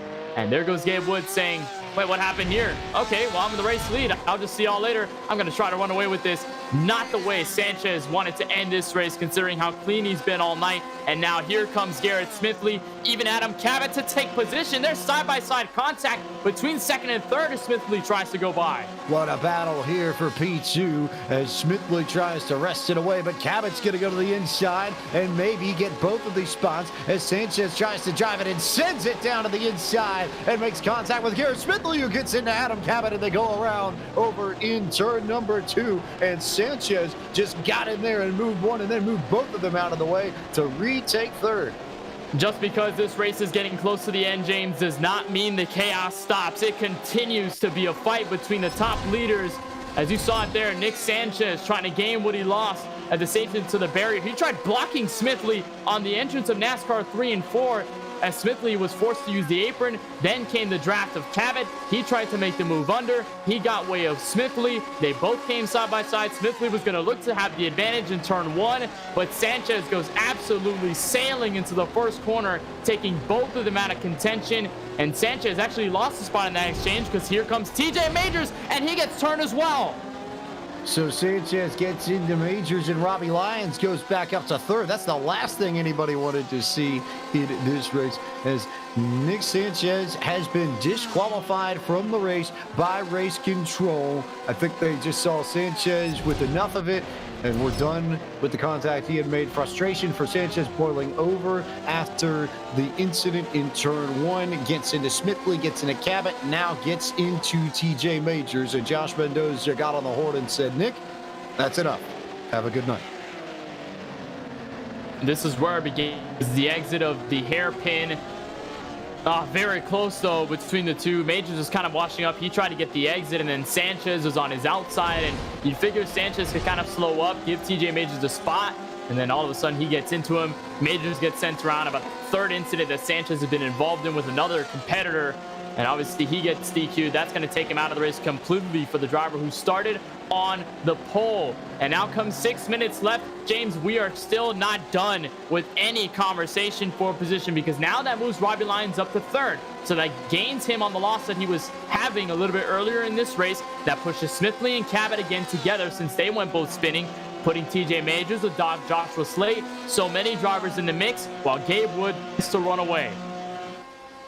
So Gabe Wood, now your race leader, then David Schildhouse, then Robbie Lyons, both drivers who said they wanted to have good finishes coming into this evening, as Wood's going to run into Ford Martin there, who will go off the side of the racetrack, and Martin's playoff hopes are virtually extinguished already at this stage. 5 minutes left, and he would need maybe the greatest of miracles we've ever seen, some major incident to Robbie Lyons, in order to have any sort of shot at this. But an impressive drive for Lyons in particular. He needed a big night and should get one if he can stay mistake-free through this final few minutes, final few laps. Also of note, if we get a look at points again, look at how even everybody in that top 7 is. You go back from Schildhouse, Caruth, DJ Cummings, and Garrett Smithley are all within 1 point of one another as it stands. That is how tight the competition is right now in the Monday Night Racing playoffs. And even though all of them look set to advance into the round of 7, I feel like that means we're in for a very entertaining next 2 races to figure out who our championship 4 are going to be, Kenneth. That's going to be even more interesting, even concerning, like we were talking about, the gap between Lyons and Stolnick. It's more interesting between the top 3 to the top 5. All 3 of these drivers, Showhouse, Caruth, and Cummings, are in an absolute tie in points. And you know what that means? If it stays like that for the rest of this race, they go into the next round completely on the same level. They're on the same platform, on the same footing. It's all going to be about how their performances are in the next couple of races to distinguish the best from the worst, in this case, to decide the championship for. So it's going to be intriguing, to say the least. It's all about whether these guys can continue to hold on to their positions. But even then, even if they lose a couple, it's still going to be a rather slim margin between them. It will be very, very, very tight. As it sounds like there's some fun on the radio, Justin Prince, as the laps wind down in our Rowdy Energy Porsche Challenge. Yeah, there is a lot of elation and different emotions on the radios and the various streams from people's perspectives right now, to say the very least. From elation from David Shieldhouse getting up to second, to amazement from Roger Caruth's side, to Smithley, who has been everything in terms of emotions. But right now, the drivers are thrilled to see Gabe Wood in the lead, and for David Shieldhouse to quote what he had just said over the radio and on stream, "I'm just glad to be in P2 after the night he's had." A big night there. I would assume, Justin, that reaction probably coming from the disqualification of Nick Sanchez, no? Yes, as well. It was a bit of shock as well from some of the competitors in that situation too, where a couple of them were amazed, a couple of them had amazement, excitement, so to speak. It was a range of emotions, James, to say the very least, with what happened. Wild emotions all over the place as we now come down to 3 minutes left to go in this Rowdy Energy Porsche Challenge. A great run for Gabe Wood, who was not fast in practice. I was able to hop into some of the earlier sessions. Wood was sitting somewhere in the ballpark of a 115 or 114. I think his fast time was somewhere in the ballpark of a 114.5 or 6. Which I won't say I'm any halfway decent driver, but I was able to get to about the 14.1s, 13.9s by the time that session ended. But all of a sudden, he comes in here, he's thrown down a 113.0. He found almost a second and a half over the course of the practice session earlier today, and then just the practice and the race that we've had tonight. So if anybody's figured out this place quickly, how about that 50 car? How about Gabe Wood, Kenneth? You know what? I'm gonna distract myself from the fact that I think I saw a little bit of a flex, James, on the racing, being a little bit quick here at Homestead Miami Speed at Roval. But no, Gabe Wood has picked up the pace, no doubt. I think it's just a situation that he's gotten used to the car, he's gotten used to the track, he's gotten used to all the factors that have been encompassing around this event. And when you get used to it, when you get more comfortable, and when you get the muscle memory kicking in, you're going to start to click fast laps out of nowhere. You're going to start to get faster and more consistent. That's what we're seeing out of Gabe Wood. It is amazing to see him do so well at this stage of the race, in a clutch moment where he just has to keep himself stable for the next minute and a half at least. And we'll probably see Gabe Wood come out here with his first ever Monday Night Racing victory. Would think just with the math here, lap times are somewhere in the 113, 114, 115 ballpark. So Gabe Wood is almost certainly looking at 2 laps to go this one, and then he should get the white flag next time by, as Wood is clear of Shieldhouse by 5.2 seconds. But after what Justin Prince said, I don't think David's going to mind. I don't think Garrett Smithley's going to mind, especially after the contact he had with Sanchez. And then I don't think Robbie Lyons is going to mind either, because Lyons is set to get into the round of 7 by 8 points over Matt Stolnick if he can keep it clean for these last 2 laps. And Race Control did just confirm 2 laps to go for the field. 2 laps to go there for Gabe Wood. I think if you're Robbie Lyons, you're still in that ballpark. You're still in a nice place because he's around Garrett Smithley, TJ Majors. He's been kind of fighting with these guys the last couple of times around, so he definitely does have positions to gain some of the points, so he's kind of running comfortable in his own right. He just got to keep it clean for at least the next 2. And what a race this was so far, James. We've had all the chaos, all the calamity with the leaders getting involved, many drivers in the point standings getting collected. It's been a wild night. I think we're ready to call this one over with a new Monday Night Racing winner in Gabe Wood, if he can hold on for the final lap. It'll be tight here. He could maybe check up a little bit and potentially game this to where he doesn't have to run another lap. But we'll keep an eye here on timing and scoring just to see if Wood makes it across the line before he gets any sort of checker. But 6 seconds, 5 seconds, 4. So yes, he will go one more lap. And we are on the Maconi setup shop. 1 to go for the Rowdy Energy Porsche Challenge for Season 3 of Monday Night Racing from the Roval at Homestead Miami Speedway. That was Case Collenbach that Gabe Wood goes around. Easy let him by. Shieldhouse obviously excited to see Wood up at the front of this field. He's going to be content with P2. All the playoff drivers going to be okay for the most part. You still see that tie between 4th and 6th between Shieldhouse, Smithley, and Caruth. That's going to set up to a fantastic round of 7. But Gabe Wood, who felt a little bit distraught after being eliminated in the opening round, after being so well at Las Vegas, not able to capitalize. Tonight could be the redemption in South Florida, James. Gabe Wood has had speed in a handful of races this year and has been plenty quick in more others, but he has not been able to put it together entirely in one race. That, however, is about to change as the man out of Valdosta, Georgia, comes through NASCAR 3 and NASCAR 4 for the final time, and he will take his KSTT CPA Porsche 911 RSR to victory lane as Gabe Wood wins the Rowdy Energy Porsche Challenge in Monday Night Racing, and at long last is an MNR winner in Season 3. What a job by Gabe Wood. What a job by the top 5. Look at all these guys able to survive. Shieldhouse, Smithley, Lyons, TJ, Majors, all of them doing fantastic jobs. Even a shout out to guys like Alfredo, DJ Cummings for getting through all the insaneness that was this race. But the celebration going to be right on South Beach for Gabe Wood. Got the lead in the significant striking moments when Sanchez made a mishap in turn 1. And it's all about clicking them off, clicking them cleanly. And that's exactly what Wood has done.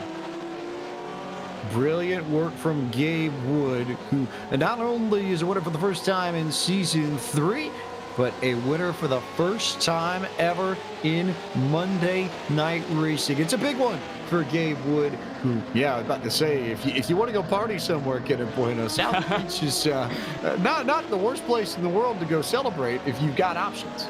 Hey, I can give Gabe Wood after the race, I can give him some of the recommendations. Got clubs, we have beaches, we have lots of live sites. We've got a lot of stuff in Miami.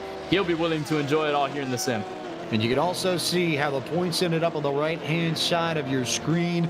Can confirm Robbie Lyons, by virtue of that 4th place finish, was the last man in. So it's Cabot, Kennan, Cummings, Shieldhouse, Smithley, Caruth, and Lyons that make up the drivers of the round of 7. The road to the Season 3 championship of Monday Night Racing ends here tonight for Matt Stolnick, Brad Perez, and Ford Martin. Those 3 are out of the Monday Night Racing playoffs as Gabe Wood celebrates on the front straightaway. Justin Prince, also worth noting here that there are a lot of people in this field that are happy for Gabe Wood tonight.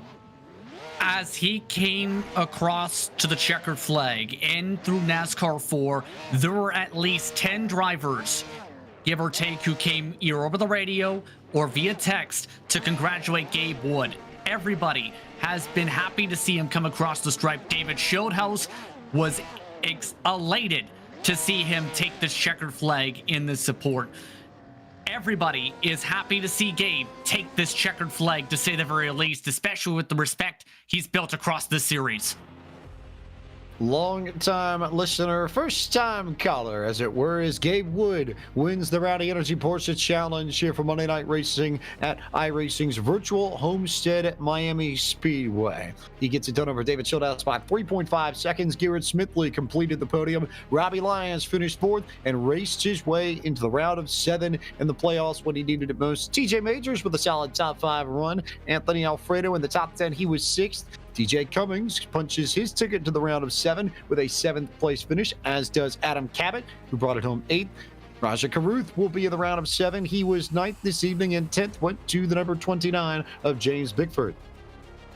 The 13 machine, Gary Sexton, will bring it home in P11 with Joshua Slate behind him to follow suit in 12th. Max Cannon will be 13th. He will continue his stretch through the round of 7 coming to next week. Justin Malilla will be 14th at the start-finish line, with Ron Capps gaining 2 positions from the front starting grid in 17th to go up to the top 15. Stephen Ellis will round out the top 16 with Devin Henry, our in-race reporter tonight. He will finish 17th. He'll be the final driver on the lead lap, as Mark Rabillas will be 1 lap down in 18th. And elimination for both Ford Martin and Matt Stallnight, the Crypto Autosport duo, will end up 19th and 20th at the start-finish line. Mike Clay finishes in the 21st spot. 22nd goes to Case Kellenbach. Brad Perez trying to get the victory. He said he felt like he could notch here at Homestead, Miami, and it just did not happen. Unfamiliarity with the rig in New York likely costing him a shot at the victory and a shot at the Season 3 title. He'll come up in 23rd after elimination from the playoffs. Drew Welker was 24th. Anders Krohn, part of that group that caught up in the madness at the beginning of the second half of this race. He was 25th at the end of it. Michael Massey was 26th. Will Rogers finished in the 27th position. 28th went to Brett Baldock. Seth Eggert was 29th. 30th went to Dylan Welch. And Nick Sanchez, with the disqualification, finishes 31st in this race. But at this point, it is time to talk to our race winner. Gabe Wood, you're a Monday Night Racing winner. How's that sound? What's that mean to you? Might need to turn my gain down because this is going to get loud. Woo! Holy crap! Oh, I was hoping to come out of here with a podium, and then I don't know what happened to Nick, and all hell broke loose. And all of a sudden, I told Case, because he was finally able to run Monday night, so it was great having a teammate out there. And I looked down and I'm like, dude, I'm the leader. I had no idea it happened till like 3 laps later. So you managed to see this come through all of a sudden. You are in the lead, and then when that moment comes, what's your reaction? So I was just telling Shieldhouse, I am known on my official road racing stuff to have a win or have a podium or a good finish and somehow throw it away. Like, just make a stupid mistake. So I backed my pace off like a full second, just trying to get to the end and hit every apex, don't hit one blade of grass, and that was heart-wrenching. A wild moment there, a Monday Night Racing race winner. Impressive stuff all around. Now that you've got this one, and in light of the amount of work you've had to put in to get to this point, does it mean anything significant, or can you put that into words, and how do you feel like it will change the way you race the rest of Season 3? I mean, this is honestly one of the most competitive group of guys. I mean, whenever I can come in as just a mechanic, and I've finished, behind and in front of every week, guys like TJ Majors, Robbie Lyons, Anthony Alfredo, and Raja, Garrett, Brian Vargas, and then guys who are just in the industry but are still fast. Shieldhouse, Cummings, Cabot. Cabot made it through the qualifier league, but that kid is fast. And that kind of got me a bit jealous. He went right out and won Indy. So I was like, man, I've been racing here for a season and a half, and I hadn't come close. But it means a lot. I mean, even the top 5 in this league is so much fun. And last week at Talladega, that big wreck on the backstretch, I was so stoked to make it through the wreck. But this is awesome. And also, given the events of this evening, we've talked to a lot of people on this broadcast about it tonight, and as a winner, we'll give you your own opportunity to offer your thoughts and comments on the passing of announcing great Bob Jenkins. Yeah, I'll be honest, I never got a chance to meet Bob, and it's probably one of the more regrettable things. I never really had the chance to, but I wanted to. And as a kid coming up, I had no racing roots. My parents didn't even own nothing but, even close to a go-kart. And to listen to those broadcasts, part of my memory is just his calls at Indy, and his calls really just the IRL and stuff like that. It's part of your memory as a kid, and what really builds your fascination with this sport, and what part of the reason that led me to working in this industry. And to lose somebody like that is honestly heartbreaking. But at the same time, you kind of have to be happy for Bob because he's not suffering anymore. And us as the living really have to let him go. And we did. And now we have the chance to honor him and remember him and go back and watch countless Indy 500 broadcasts. Have to believe that this was a race in which he and Larry Nuber, NBP, were smiling down on everybody watching it, and you end up the winner of all of it. So go celebrate, Gabe. Congratulations on your first career victory in Monday Night Racing. Can I fit something in real quick? Yeah, go for it. So our real life sponsor, Jeff from KSDT, they're an accounting firm. They're actually from Miami. So this is actually their home race. I texted him before the race. He's actually in Vegas doing business, trying to get some accounts. He's helped us out a ton on the Xfinity program side.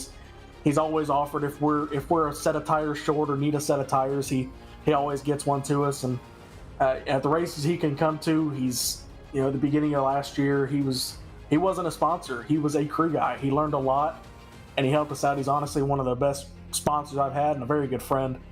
And he's been sponsoring me for the past season and a half throughout all my iRacing stuff. So I want to give a shout out to Jeff and everybody from KSDT CPA. And of course, Moonhead, Air Spanky. Got Spanky on the roof for this race. So that's it. Thank you guys so much. Something good gosh almighty damn, I think would be the words. Yeah, that's it. If you got Air Spanky on the car, it's only appropriate. But Gabe Wood, a winner in Monday Night Racing. We now turn to the driver who comes home second in the 2-0 car. David Schildhouse is with Kenneth Bueno. Here with playoff driver and playoff advancer, as we can call it now, round of 7 competitor David Schildhouse, who comes home P2 at the start-finish line. And David, know you're accustomed to the heat that comes with Arizona. There was a lot of heat on track in South Florida. Can you really put it into words just how wild this race was tonight from the drop of the green flag for you? It was exciting from the drop of the green flag, considering I went for a little tour of the grass there initially. But yeah, this was a wild one. I came into this with a lot of concern, considering I've never driven this car before, and I've driven this layout once, like a year ago. But I put in a lot of practice earlier this afternoon. I've never practiced so much for a Monday Night Racing event as I have today, because I knew what was on the line. I knew I needed a good run to move on to the next round of the playoffs, and especially in a foreign car at a track that I'm not really familiar with, I had to put in that practice, and I'm glad I did. It paid off. Wow. I can't believe I finished second in this. That was unexpected, to say the least.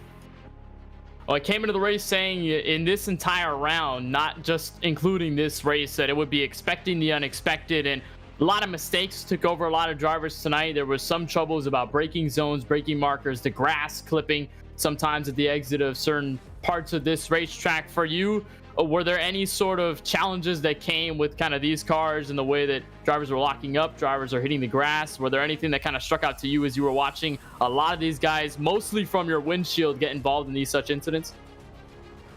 For me, I clipped the grass once going into one before the halfway yellow. Thankfully, I had such a big cushion, it didn't really hurt me. And I don't know if y'all saw that. I saw us sliding backwards. I managed to hit the one damn thing in the entire vicinity of all stuff. There was literally a car that I backed into. You couldn't even script that. But no, I mean, all the practice that I did earlier today really got me in the right, state of mind to take this track on, understand the braking zones, and how to adapt as time went on. As it got darker out, everything changes when the sun goes down, and your sight lines, your braking markers, everything looks different, and a lot of people will slow down when things get darker. And I noticed that as we got into the night, a lot of people started missing their spots more mistakes were being made. So when I got locked in and I was in my rhythm, I was clicking off good lap times, good enough to run up in the top 5 if I had that track position. But it's challenging but fun, very enjoyable. I would like to see this car come back and do more of it.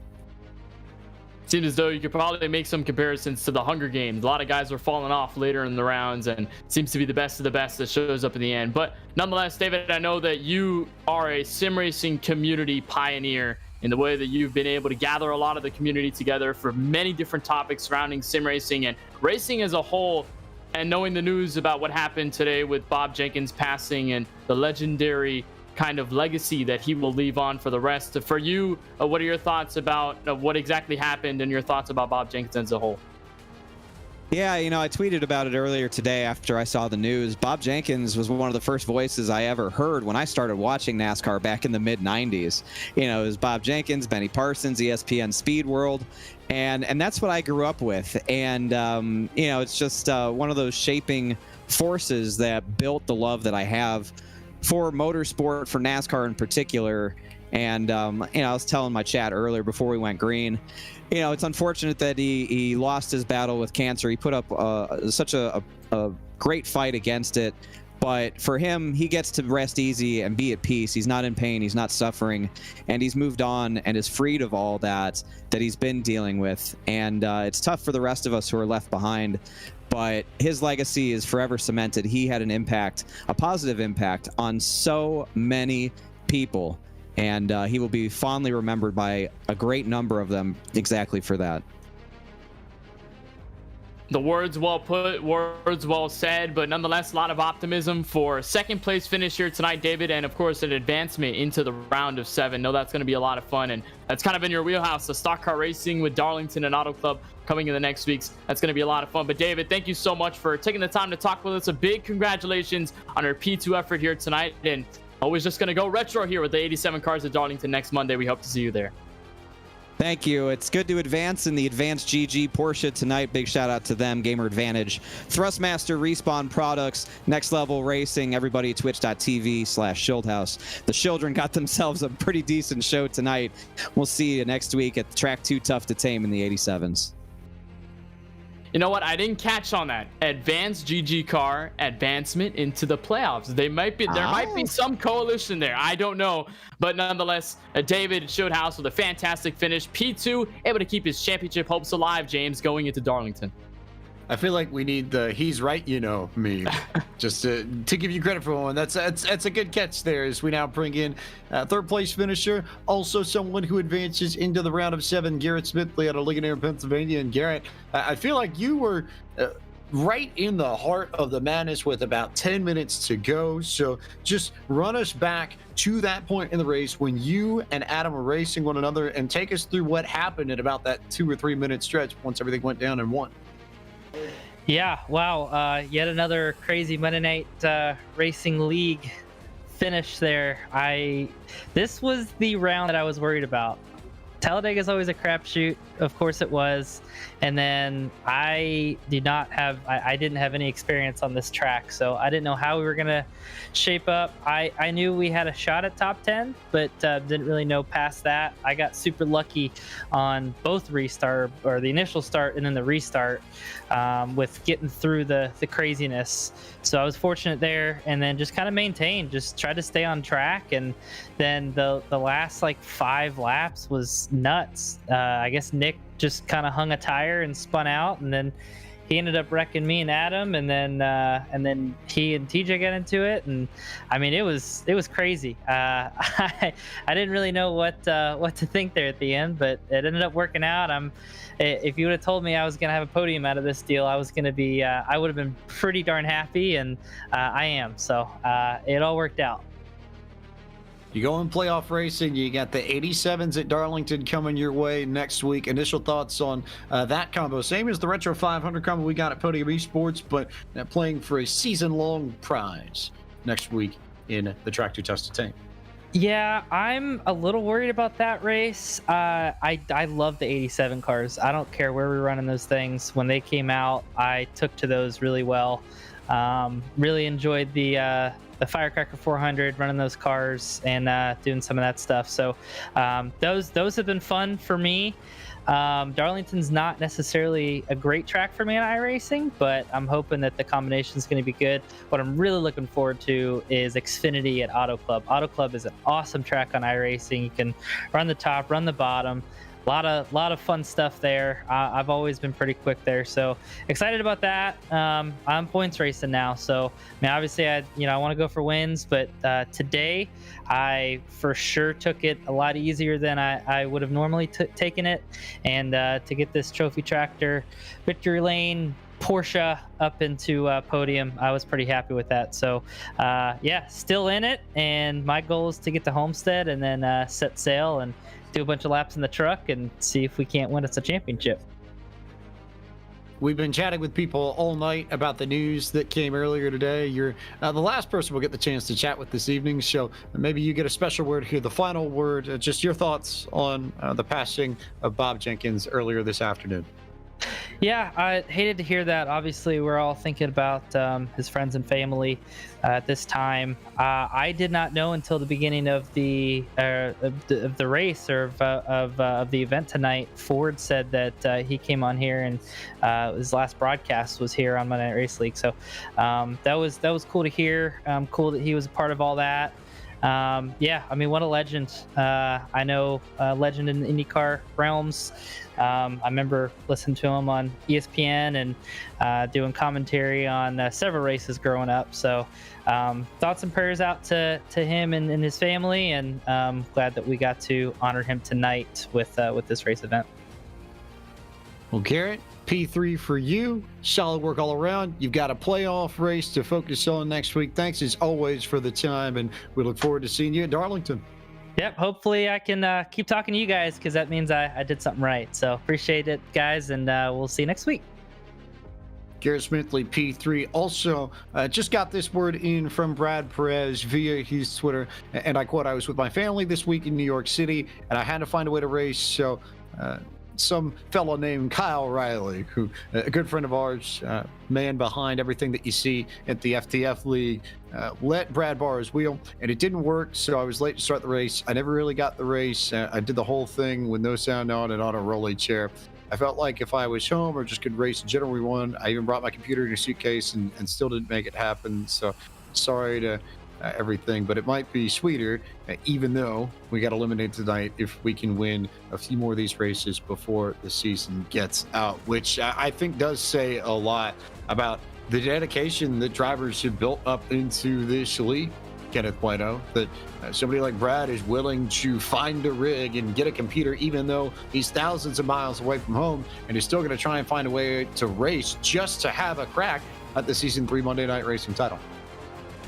Yeah, and that's the dedication of being a playoff driver, just running for the championship. You're going to do whatever it takes to make the race, to finish well, to even run. For Brad Perez, I think he could have easily said, okay, well, unfortunately, I'm here in New York City. I'm not going to be able to race this race. But he said, okay, let me get a wheel, let me get a chair, let me get a setup, let me go race, let me go try, let me at least make an attempt. Got to give the credit to Brad for showing out, and still, even for his playoff efforts, what a season he's had, joining very late in the series, getting the win at Road America, getting the win at the All-Star race with the Radicals. It's been a lot of fun watching him on track, and obviously we know that Perez is going to still be a part of this series and still going to be rather competitive in the final 3 races that we'll have in this season, regardless of his championship eligibility or not. So good on him, but even more so for Gabe Wood, who gets to celebrate tonight. On that interview, I could not help but smile ear to ear at his reaction. First ever win, how hard he's worked. That's awesome to see.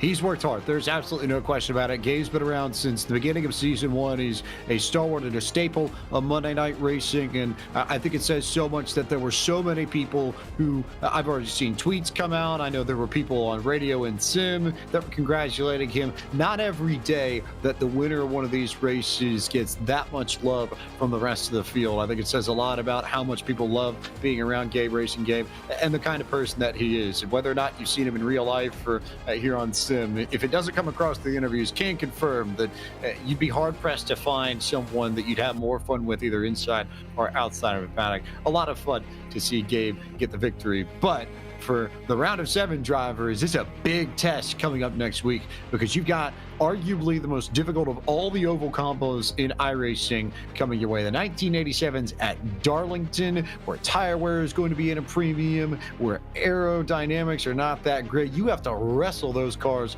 around Darlington. It is not easy by any stretch of the imagination, and it's going to be a tough one, but whoever comes out on top next week, absolutely no question in my mind, they'll have earned it, because you cannot cheat your way into victory at the track too tough to tame. You cannot. Darlington, by itself, even in modern cars, it's always known as tough. It's always known as hard. It's always known as difficult. You put a car that's also in the same caliber as that track, and you have a marvelous race. So you have a marvelous test of skill and these guys are going to have a lot of fun. And when we talked about the point standings, we mentioned it a couple times before this race closed. There's a tie for many of the drivers in the top 7 or so. So to have that tie, to be on equal footing at a track that's mostly catered to driver ability, driver skill, driver endurance, that's going to be a lot of fun. We're going to have a great setup into the championship for Decider Auto Club in a couple weeks' time. So much fun coming your way in the world of Podium Esports, and so many races to tell you about that are coming up. We're just about done for tonight, but you can see more action from Podium coming your way tomorrow night on the Operation Motorsport YouTube channel as the Operation eMotorsport iRacing League tackles Laguna Seca. That broadcast starts at 8 p.m. Eastern Time. Then qualifiers for the Retro 500 continue. Qualifying race number 2 featuring the very same 1987 Ford Thunderbird and Chevrolet Monte Carlo that we just talked about at the very same Darlington Raceway. Now that'll come your way this Wednesday night, 9 p.m. Eastern on twitch.tv/Podium Esports. And you can head to podiumesports.com/Retro 500. Or if you're watching on Twitch, use the chat command !Retro 500 to get involved and sign up. You can register for any one of the 3 remaining qualifying races if you so choose, and you can buy yourself 3 shots to try and get into the feature on Monday, September 6th, Labor Day evening, where the winner is going to walk away $500 richer. Monday Night Racing's playoffs continues. We're back on air 7:45 p.m. next Monday night, featuring the 1987s at Darlington Raceway. That'll be on the Podium 2 Twitch channel, the Podium YouTube and Facebook, and the Monday Night Racing Twitter. Then the eNASCAR Coca-Cola iRacing Series is on air the next day from Michigan International Speedway. Closer of the regular season for them.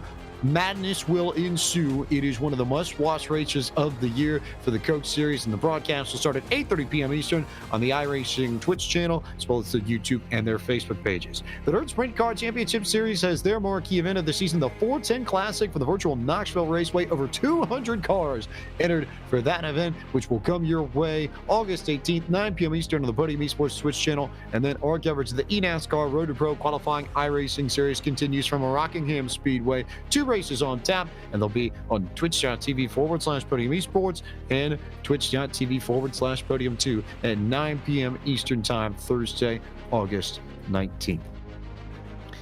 We also mentioned, if you need the visual, there it is. You've got the Retro 500 coming your way. Qualifiers all throughout Wednesday nights in August, and the main race on Monday, September 6th. 367 laps, 500 miles, and $500 to the winner coming your way in September. But opportunities abound for you to qualify. We are nowhere near the cap on the entry limit. So if you are so inclined to test yourself with one of the hardest combos in all of oval racing on iRacing, sign up today at podiumesports.com/Retro 500. Plenty of people to thank this evening before we sign off. Ford Martin, Paul Sutton, Josh Mendoza running the scenes at Monday Night Racing. Our team at Podium Esports, Cisco Scaramuza, Gary Sexton, John Theodore.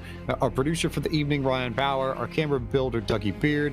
Justin Prince on pit road. Taylor Burris in the pre-race show. Kenneth Bueno and James Pike here, the voice of Podium Esports.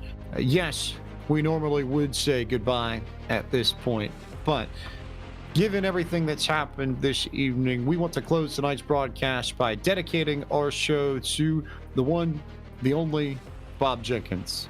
Unquestionably, one of the very best people to ever get behind a microphone and call races, and one of the brightest that we have ever seen. His legacy leaves so much, not only for those of us who are left here to learn and to enjoy, but so much to learn, so much to say, so much to process and take in. But it's all positive stuff, I think, at the end of the day, and all wonderful stuff that we can tell. So many great things to be said about the man out of Richmond, Indiana, the native Hoosier, the legendary icon, Bob Jenkins. Many thanks for your service, your dedication, and your excellence in the motorsports broadcasting industry. And Godspeed to you. Condolences to the Jenkins friends and family. Bob Jenkins, was 73 years old.